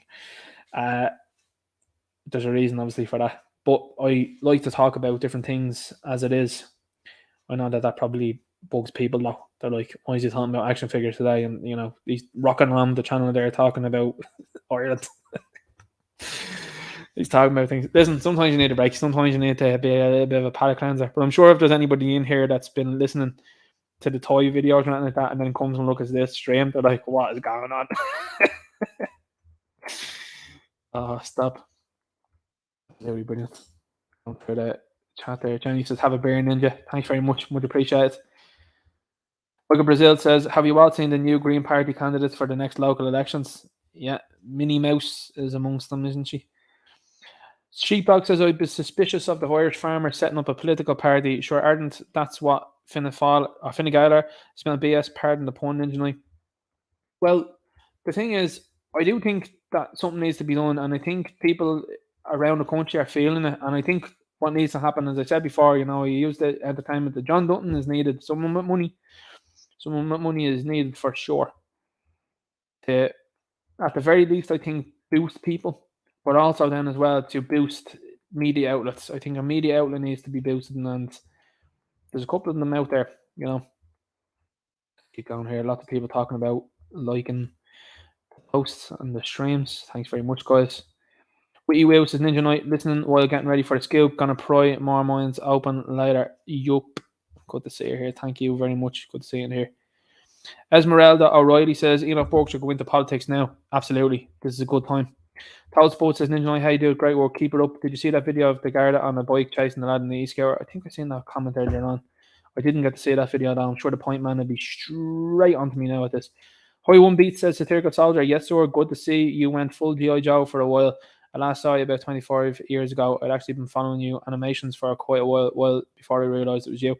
Yeah, Satirical Soldier, very talented artist. Very talented artist. Good to see. George Sturdy says, Ben Scanlon needs to run for election. He's a great guy. I like Ben. I like what he does. The other fella, though, I don't trust. Eric Man says, at chat when Ninja Knight says allegedly speculatively have to take a drink. If I did that as well, too, I'd be on the floor. Fergus Power says, Ninja Knight, Drew Harris belongs in the Botanical Gardens, biggest plant in Ireland. I don't like him. I really don't like Drew Harris at all. I don't think he's good for the job. But I've also heard as well a lot of people saying that they are quite curious as to how himself and a Canadian woman are now leading the Gardaí. They're like, what's the story there? Not enough of them again coming out and saying anything. Nosy person says at Ninja Night, what's happening with the podcast? On the way, it will be published this week, and I'll keep everyone up to date with what's happening as well on that one. Let's keep going on there. Wayne Book says Bertie should be locked up. I'm in agreement there with you as well. Cheddar W says Ipgrit Media channel gone. I don't know. Actually, I haven't checked in on that. I see a lot of their stuff on the likes of Twitter. I do. And Curtis is laughing there. Kevin Coyle says Ninja Night. That was me who got chased through town. Garda was on a bike. I didn't have a scooter. The chat's popping off here tonight. There's people popping in I've never seen before as well too. Let's keep going here now. Ninja Night, I was interested in wondering, do you speak and or understand Irish? If you do you know as well as you understand and speak English, says Crown. Unfortunately not. But I think that's part and parcel to why we are where we are. If we were a countryside, for example, like Poland or Hungary, I think it would be much more difficult. I think that's why a lot of them come across here, for example, because English being a common language as well too amongst a lot of different places, and it being a language that's kind of easy to understand and learn. Similarly as well too with French. That's why you're seeing a lot of people arrive in France. French, I should say, is a very, I would say, easy language to learn. But English is another one. So I think if Irish was a predominant language here, I don't think you'd have a lot of the problems that you have right now. Jerome Reedy says, Ninja Night, all the best from me and my Leaks of crew. Good to see you here. Thanks very much. But look here. Oh, hey, says Ninja Night, I want to know if biological male identifies as a woman. Does that entitle them to a body search on a biological female? That's an interesting one there. Because that's going to be fun going forward, you know. And like, what does the female Garda do then, or Vanguard, I should say? What does she do in that position if you're a dude and you're like, oh, you identify as a woman? You know what I mean? Like, it's opening the line for an awful lot of problems.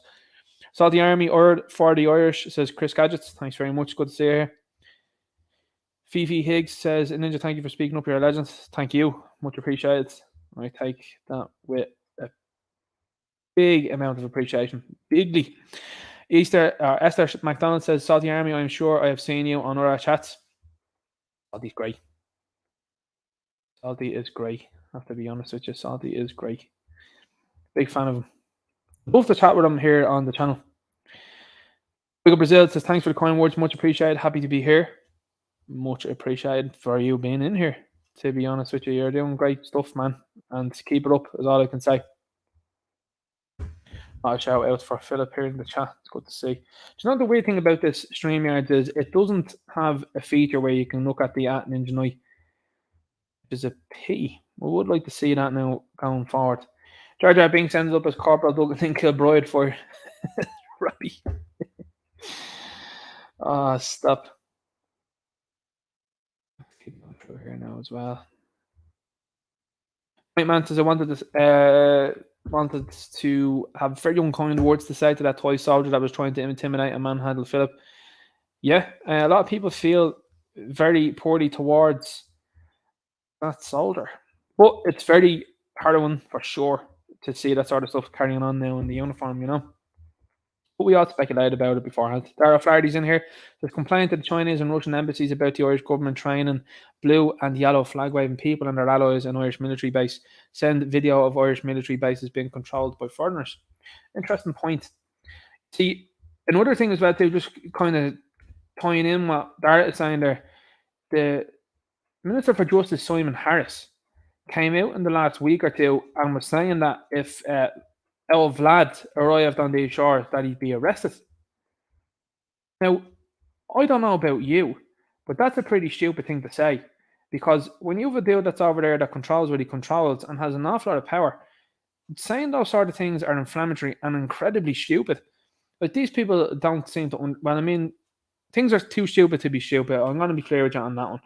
And driving all of these wedges and problems between us and a place that's a powerhouse is a very bad idea rather than holding on to neutrality. I can tell you this, if these people tried to sign up this place there to be conscripted or anything like that, there ain't a hope that I'd be sent over there. Not a hope. On the other hand, I do think that anybody that has the likes of a blue and yellow flag waving in their Twitter bios, I think they should be going over. There's one idiot that does be on Twitter, and this guy regularly follows around a couple of my posts and all that and posts silly things. And this guy has the blue and yellow flag in the bio and in the Twitter handle. And I've put in behind it, look at the Azov regiment, what do you think of them? Always go silent. Always. Weird. Proof. And still supports him. Strange. Darren Chaddock says Ninja Knight, Coveney is building his army. Nothing sure these people will be wearing guard and army uniforms within a year.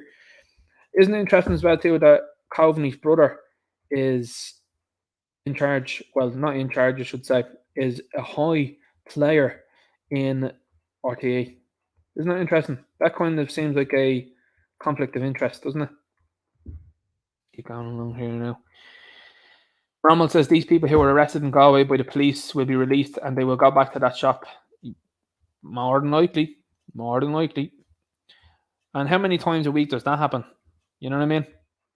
They've been talking about all sorts of antisocial behaviour and gangs and stuff like that in Galway and no descriptions. It's when you see that, to me, when you see no descriptions, it's very interesting to me. Yeah, Derek McMahon is giving people a good shout out with codes and stuff like that there. Very important. Codes are super important, guys. You know, it's the game that you have to play at the moment, and unfortunately, you know, you might not like the game, you might not like the rules. Sometimes you just gotta play. Oh, as they used to say, boxing clever. Toby says Ninja Knight Posey Parker cancelled comes to Dublin. The Gardaí wouldn't provide enough security. She's only going to Belfast. That's despicable, man. That is absolutely despicable. So essentially what the Gardaí are saying then in effect is that they won't protect women. Is that what they're saying? You know? Is that what they're saying? Because not a good look, guys. Here's a term from the left. Not a good look, guys. You won't put the security on. Sure, they wouldn't put the security on for the likes of Katie Taylor either. Imagine the fact that Conor McGregor had to step in and be like, I'll pay for it. And then they were like, nah. Telling you, he'd be a dude that should be running for president. Leanne, good shout there as well. To let Toby know about at Ninja Knight as well, about all caps. It doesn't, unfortunately, make a difference if it's all caps or not. I still can't see it on StreamYard. I still can't see it on StreamYard as easily as I can say if I'm on YouTube and the comments on that, but I haven't got the ability to look through the YouTube comments on this at the same time. Just not eligible to do it. Keep going through the chat now. The chat is absolutely flying here tonight. A couple of new accounts on here you can see as well too. Welcome to the Awakening. Michael Brazil says Ninja Knight, and why did they leave their women and children behind? Yeah, that's great comment there, Michael. It's common comments that they make, which is, oh, we're going as scouts. Really?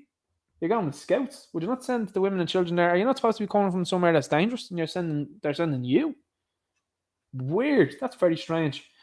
Oh, it's because they're afraid for their safety. So you've gone out. So you're a coward. Is that it? Is that what you're telling us? You're looking after yourself, number one. Well, that's not like that. You look after yourself now and any other time, is it? Obviously, as well too. I talked about it last week as well too. This extortion thing that's going down as well too. They arrest five Gardaí that are involved in that with the Deliveroo drivers. The anti-corruption unit are very busy these days. They've gone over and above, I'd say, at this stage of the game, finding things out. Keep going here through the chat now as well and see what's happening. Alina says, Ninja, you're sharp as a blade with your analysis of situations and events. Thanks very much. Much appreciated. I try my best. I try to do what I do here.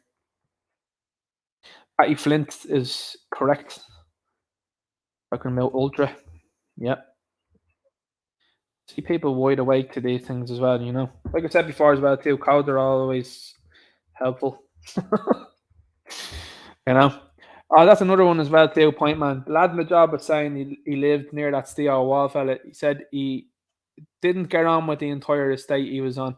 Now, that's another thing, by the way, Point Man, that I saw on Twitter, a lot of people were saying, which was, how is it that the left can pedestal steel wall, right? And have him on various different things. Not ask him about that certain situation, of course, there, but they'll ask Kelly Harrington about a tweet that was made in October. You know what I mean? Like the hypocrisy. And look, we know it's hypocrisy, but you have to keep pointing it out. And it's important to do that. Jerome Reedy.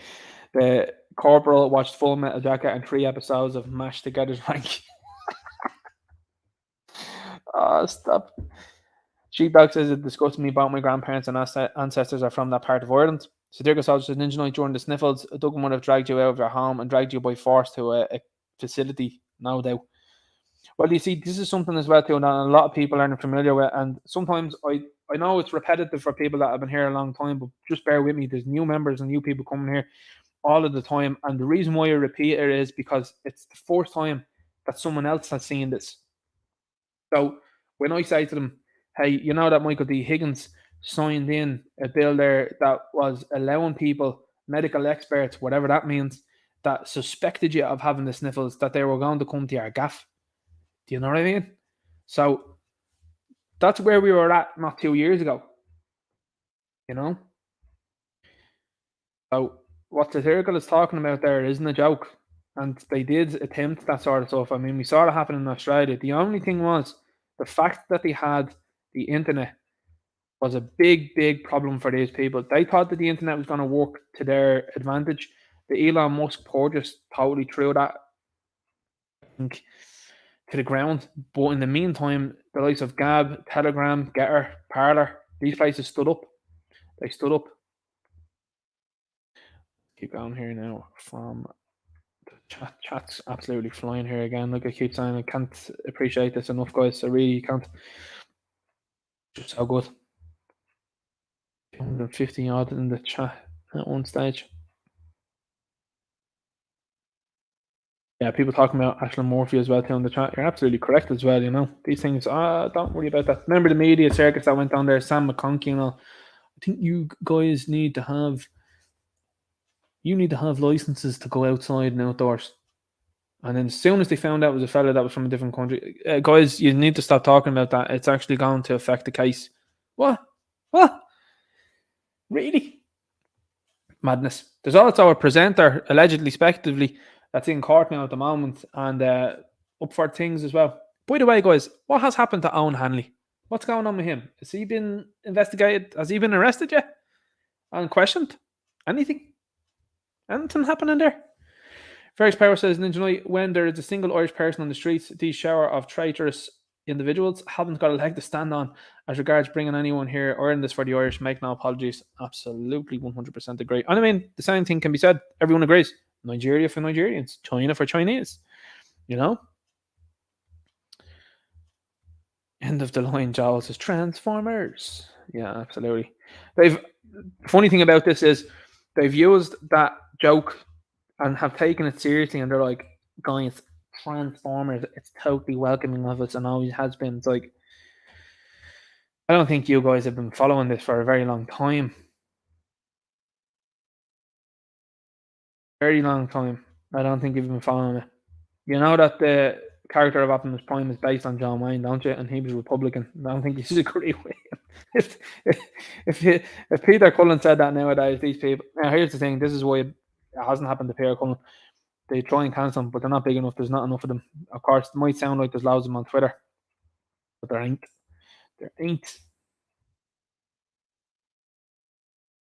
Eric Man says at was it 9:50? Ninja Knight said allegedly, speculatively, take a drink, folks. Appreciate that, keeping me up there on tabs there, Derek. How many have I said tonight? I'll get down to the end of the chat now, and Derek will be like, "That's 15 you've said to me." Elena says the Ninja these foreigners who commit crime are cash cows for the judicial and health and social sectors. For starters, a wee lass or kid are of no value until they're a victim. Yeah, no, you've said it absolutely 100% there, correct. It's exactly what these people want. Exactly what these people want. They want more of this stuff so that there's more of a business for them. Like, I mean, look at all of the homeless charities. And look, I feel as strongly as anybody else about people that are homeless, and I think it's shocking, I think it's terrible. But think of the amount of charities and organizations that are out there, and for decades now, have they fixed anything? It doesn't seem like it. Derek McMahon says, Ninja Knight, do you have any friends on Cybertron? Yeah, loads of friends on Cybertron. Cybertron is awesome. People talking about Dundalk as well too. There was somewhere else as well, wasn't it, during the week? Was that Wexford? people were talking about during the week there, where there was lads running around causing a muck there. The video was out there, and not good viewing at all. And this has happened, like I said before, around different parts of Ireland.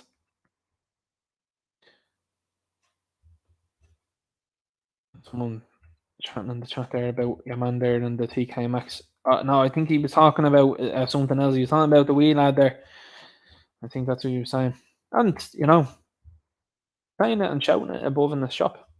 And did you see a woman as well? That was interesting as well. There, here's my son. What? The man looks about 50. Oh, man.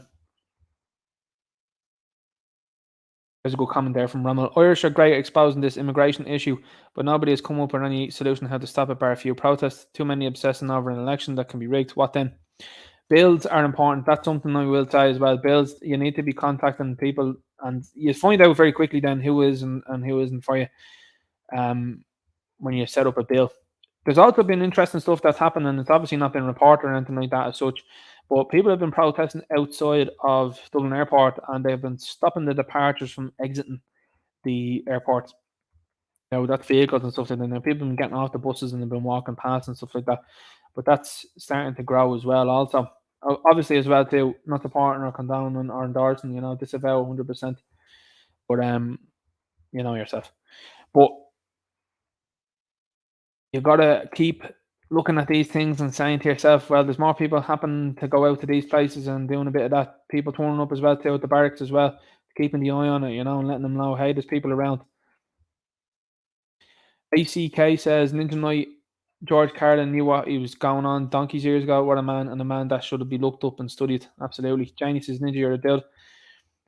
The thing is about George Carlin, a lot of these people in this industry, in the entertainment industry, have seen what's going on. And that's why Ricky Gervais, that monologue that he did and the jokes that he told, that's why he was like, I'll never do this again. Because he knew at that point in time, I won't be asked, And a lot of what he said was the truth. Sheepdog, bottom line, Ninja, any Irish person that does not work in the interest of Irish Indigenous people is a traitor. Fredo. Yeah, Fredo. You've got Fredos all around you. Fredo, that's a good one to say. You got all these people Fredos. If you haven't seen the Godfather movies, I would 100% recommend you have a look at them and understand what I'm talking about when I'm talking about Fredo. People here that are probably in their 20s and 30s like, what's Godfather? Watch it. Michael Brazil says, now I am rural, crawled out of a bog hole in 1988. Love to say it. I love to say it. Ram Reedy says, Ninja Knight, wait a minute. I live in Leaksclip, 6K, working in Intel. I'm 10 minutes from City Centre, Hardy Road. Don't be telling people that sort of information, dude. Just saying. Keep it off. Keep going here now and see what's happening. Michael Brazil having a good laugh in the chat there. Chat is absolutely popping tonight, guys. It's fantastic to see. Thanks very much. Always helps it does as well too. Keep the numbers up. People interested in what's going on. Kevin Dalton says, Ninja Knight, you're a legend, and so is Michael Brazil. It's a tier good soldier. Thanks very much. Good to see you here. People talking about Dom Jolly. That's X-Late TV X. Yeah, Dom Jolly went after a Richter a long time ago. If you haven't seen it yet, lads, I'd highly recommend John Wick 4. Big palate cleanser, insofar as you're not seeing any wokeness or anything like that. And it's just great. Just great movie. Oxygen Advocate says, this is always a fast flowing, brilliant stream. Ninja hardly stops for a breath. It's best stream out there. English nationalist needs to take note. No, this is how it's done. Thanks, man. Much appreciate it. I appreciate the kind words. Bear Singe Torek says, call me a racist while you GTFO. No worries. I love that comment. I mean, here's the thing, like the people of 1916 would have been called racist, you know what I mean? Oh my god, you're anti-British. Oh my god, you're anti-British Empire. It's shocking. Shocking. Yeah, sounds. That's cool. Not interested in them ruling the place. Certainly not interested in anyone else. Have you also seen as well too, and I thought I touched on this not too long ago. Look at who's running Scotland now. Look at who's running England. Look who's running Ireland. People are starting to put that together. They're like, how is it that these three fellas are now running each of these countries and they don't they don't represent the majority of the population? Yes. They're starting to get it now, guys. You're starting to realise it. It's great. Mo Farah, yeah, that's it. He was an immigrant as well too, and legal one as well too. Only recently he was like, I'm an illegal immigrant. It was a good time in there, Mo. Michael Brazil, the up and coming privately educated rugby teams are a different story. They are seriously different story. You see, you won't have any of those guys housing any of these people or anything like that. You want to keep these people as far away from Dalkey as possible. Have you seen Dublin City Centre lately? It's shambolic. It is filthy. And there just is nobody around. You head up to Grafton Street though, totally different ball game. Totally different ball game. Seems all right up there, guys. Jason Irish Reds, sorry I'm late, everybody. For some reason, I do not get a notification from YouTube. Makes sense. A lot of people out here always say to me didn't get notified for it. It's only because I talk about the time that lets them know. If I'm ever not on, I usually post a video to let you know I'm not. So just kind of take it as a now on the off chance that I don't take a video and put it up here and let you know that I'm not on. Other than that, I'm on. You know. Keep going. Hope says Harrington woman completely backtracked and shouldn't have apologized. Yeah, she put out a PR spin the following day, and we have had something to do with it. But the honest to God's situation was an awful lot of people just support her and said, "Don't apologise to them." Worst thing you can do to these people is apologise to them because you just keep apologising on it at a time. Greg Power says Ninja Knight under 18s Irish rugby team all white. Yeah, we have every nationality playing football in an Irish shirt. Seems the upper class aren't so diverse after a bunch. It's true. You know, you won't see lads in the Irish there, jersey. What they do is the Irish one is a weird one.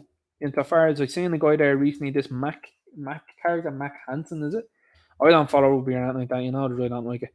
But this dude was out there and he was like, I didn't realise that the Irish and the English disliked each other so much. And I looked into it and I think the guy is Australian.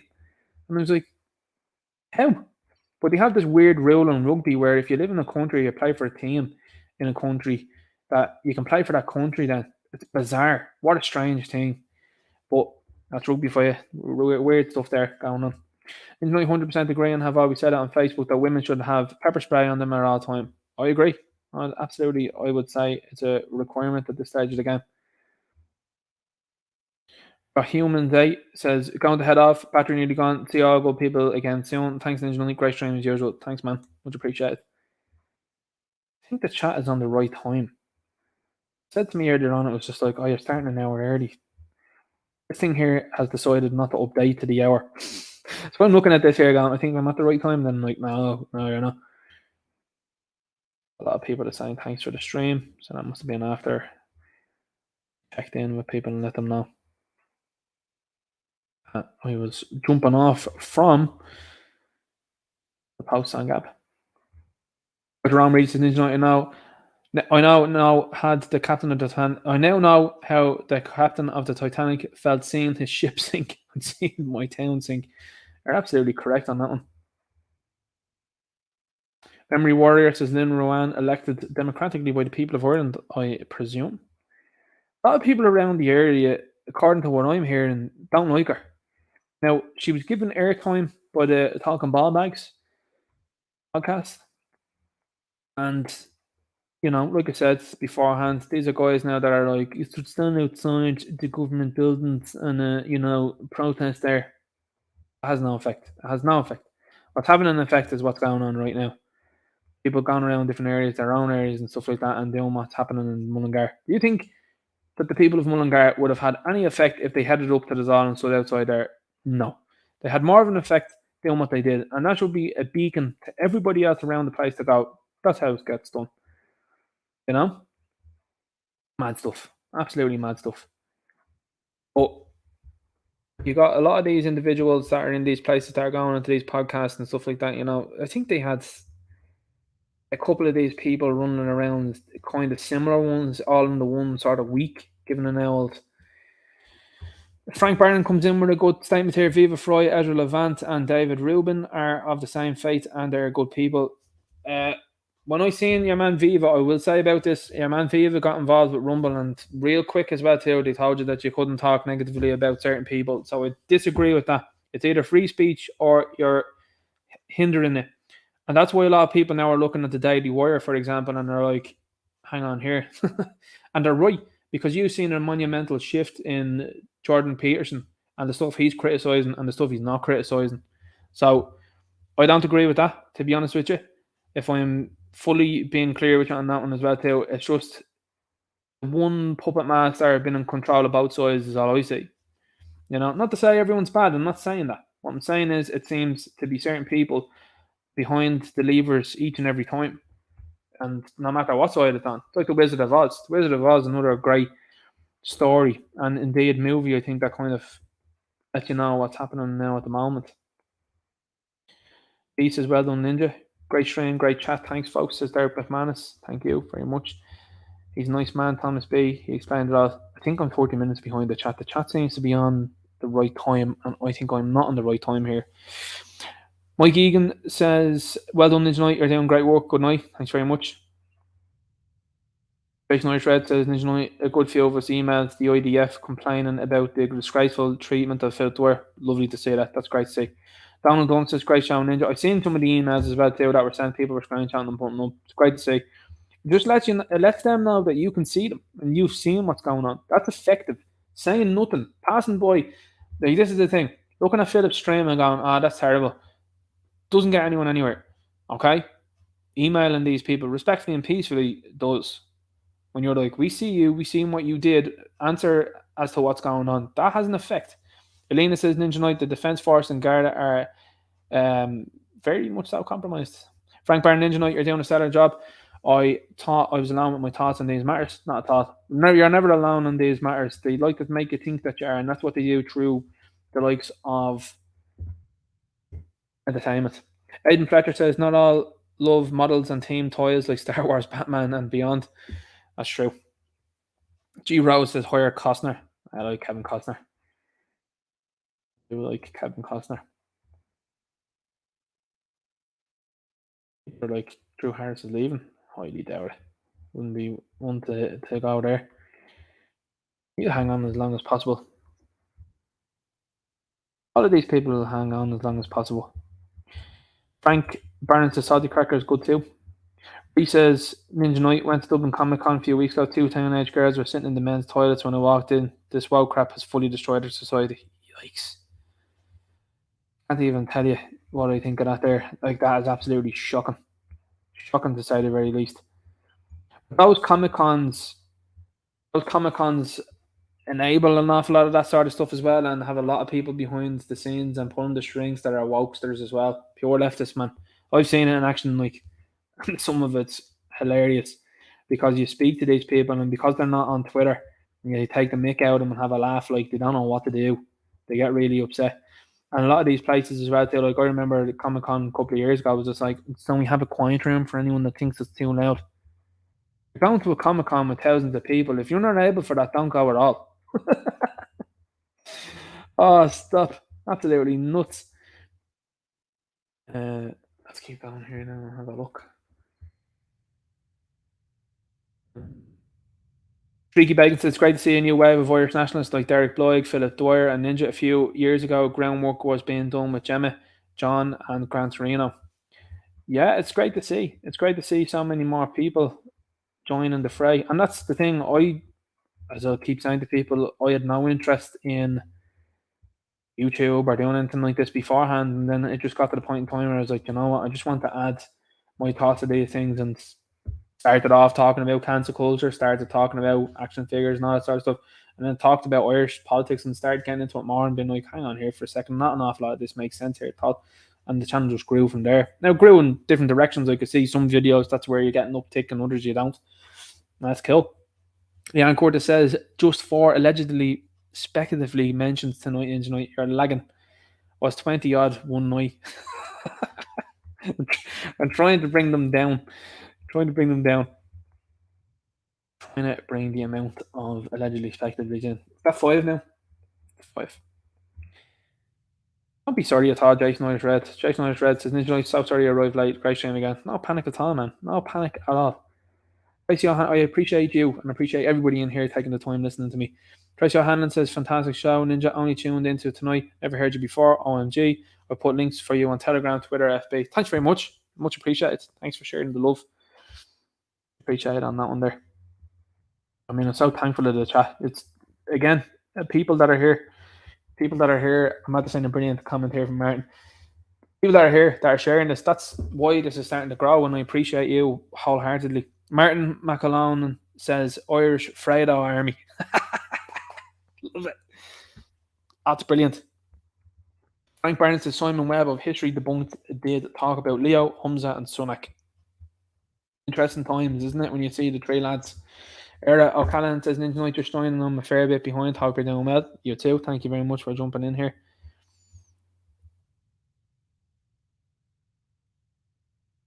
And 15, great username. Love the username. You can clearly see what that's about. Imagine what the devout Christian nationalists of 1916 would think of the internationalist Sinn Féin of today. Lol. And they also bend the knee as well too to buy large mansions, and they're waving every different colour flag, and then they're hanging around the likes of Croke Park when it's only opened to people of the religion of peace. Christians, your sacraments, no. You can't go out and celebrate them or anything like that. You can live stream them through a camera. But these guys, oh no, they're a big festival there, yeah. Oh no, that's you open the National Stadium for them. Yeah, of course, yeah. Makes sense. Aaron Corder says, Ninja, you've seen my live videos of Mortuary, so sad to stay of it, but we will and are taking our country back. Yeah, you've done great work as well, Leanne. I'd like to see them. It's great to see Leanne putting her up as well too on social media. She's letting people know that the state of town at the moment is absolutely shocking. Mortuary is the same. And not only Leanne, but other people are doing that too, where they're recording on Mortuary and are like, look at the state of this place. It's shocking. And the people hanging around it. I've seen a great picture as well that I think I shot last week or the week before. It was just like the old ones that used to hang around Mortuary that were selling and stuff like that, and around own people. And then fast forward to today and what's hanging around it now. Totally different. Not in a positive way at all, as you know.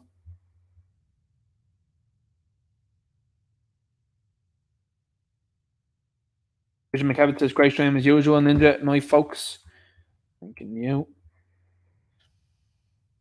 Jerome Reedy says, Leon Cordes, Derek Manis, Sean Mack, Richard McKevitt, Ninja Knight. Thanks to all the mods and the host. Absolutely 100%. Thank you again to the mods. The mods do a super job in here as well, too, because I don't have the ability to go and keep looking at the chat or anything like that through the evening. So 100% agree that the mods do an awesome job here. We have a comment here from Occidental Advocate. It says the forum is intent on destroying Ireland. Open borders and the Transformers agenda are two fronts in their war on the Gaels. Absolutely. Sean Max says we cannot allow schools to enforce having gender neutral toilets and changing rooms in our schools. Yeah. 100% agree with you on that one. And great to see you gripped. Big shout out to them again. Reporting on that there today, talking about the fact that they wanted to have toilets. And so it's like, okay, this is the beginning of it. People would say, oh, it's only something small. And no. You have been repeatedly shown that when you give these people an inch, they take miles. No quarter is what I'll say. Nothing. Give them nothing and make sure you push back against it. Don't worry about being called an it's the foul or anything like that. Forget about it. Absolutely forget about it. Push back. Jason Fred says, I'm still baffled as to why I was called a blatant liar by someone here. I don't know what you're referring to there. Certainly not me. Esther McDonald says Russia has the right way. Russia doesn't seem to have an awful lot of problems. Yeah. Frank Barnes says, you've caught up. I got there. Whatever 1014 says 2 jacks, 2 genders, end of. OH says night. All thanks, Ninja. Mary Shannon says, another great show. Keep up the good work. And I'm all caught up with the chat. Brilliant to see. Listen, guys, enjoy your weekend. Look after yourselves. I'll talk to you soon. Have a blessed weekend. Look after yourselves, as I keep saying to you. It's very important to keep an eye all around you. Watch your six, as they say. And be comforted with the knowledge that this is starting to turn. And it is beginning to turn, and it will turn inevitably. As I said beforehand, good will triumph and good always beats evil. Remember that. Look after yourselves, and I'll talk to you later. Good luck.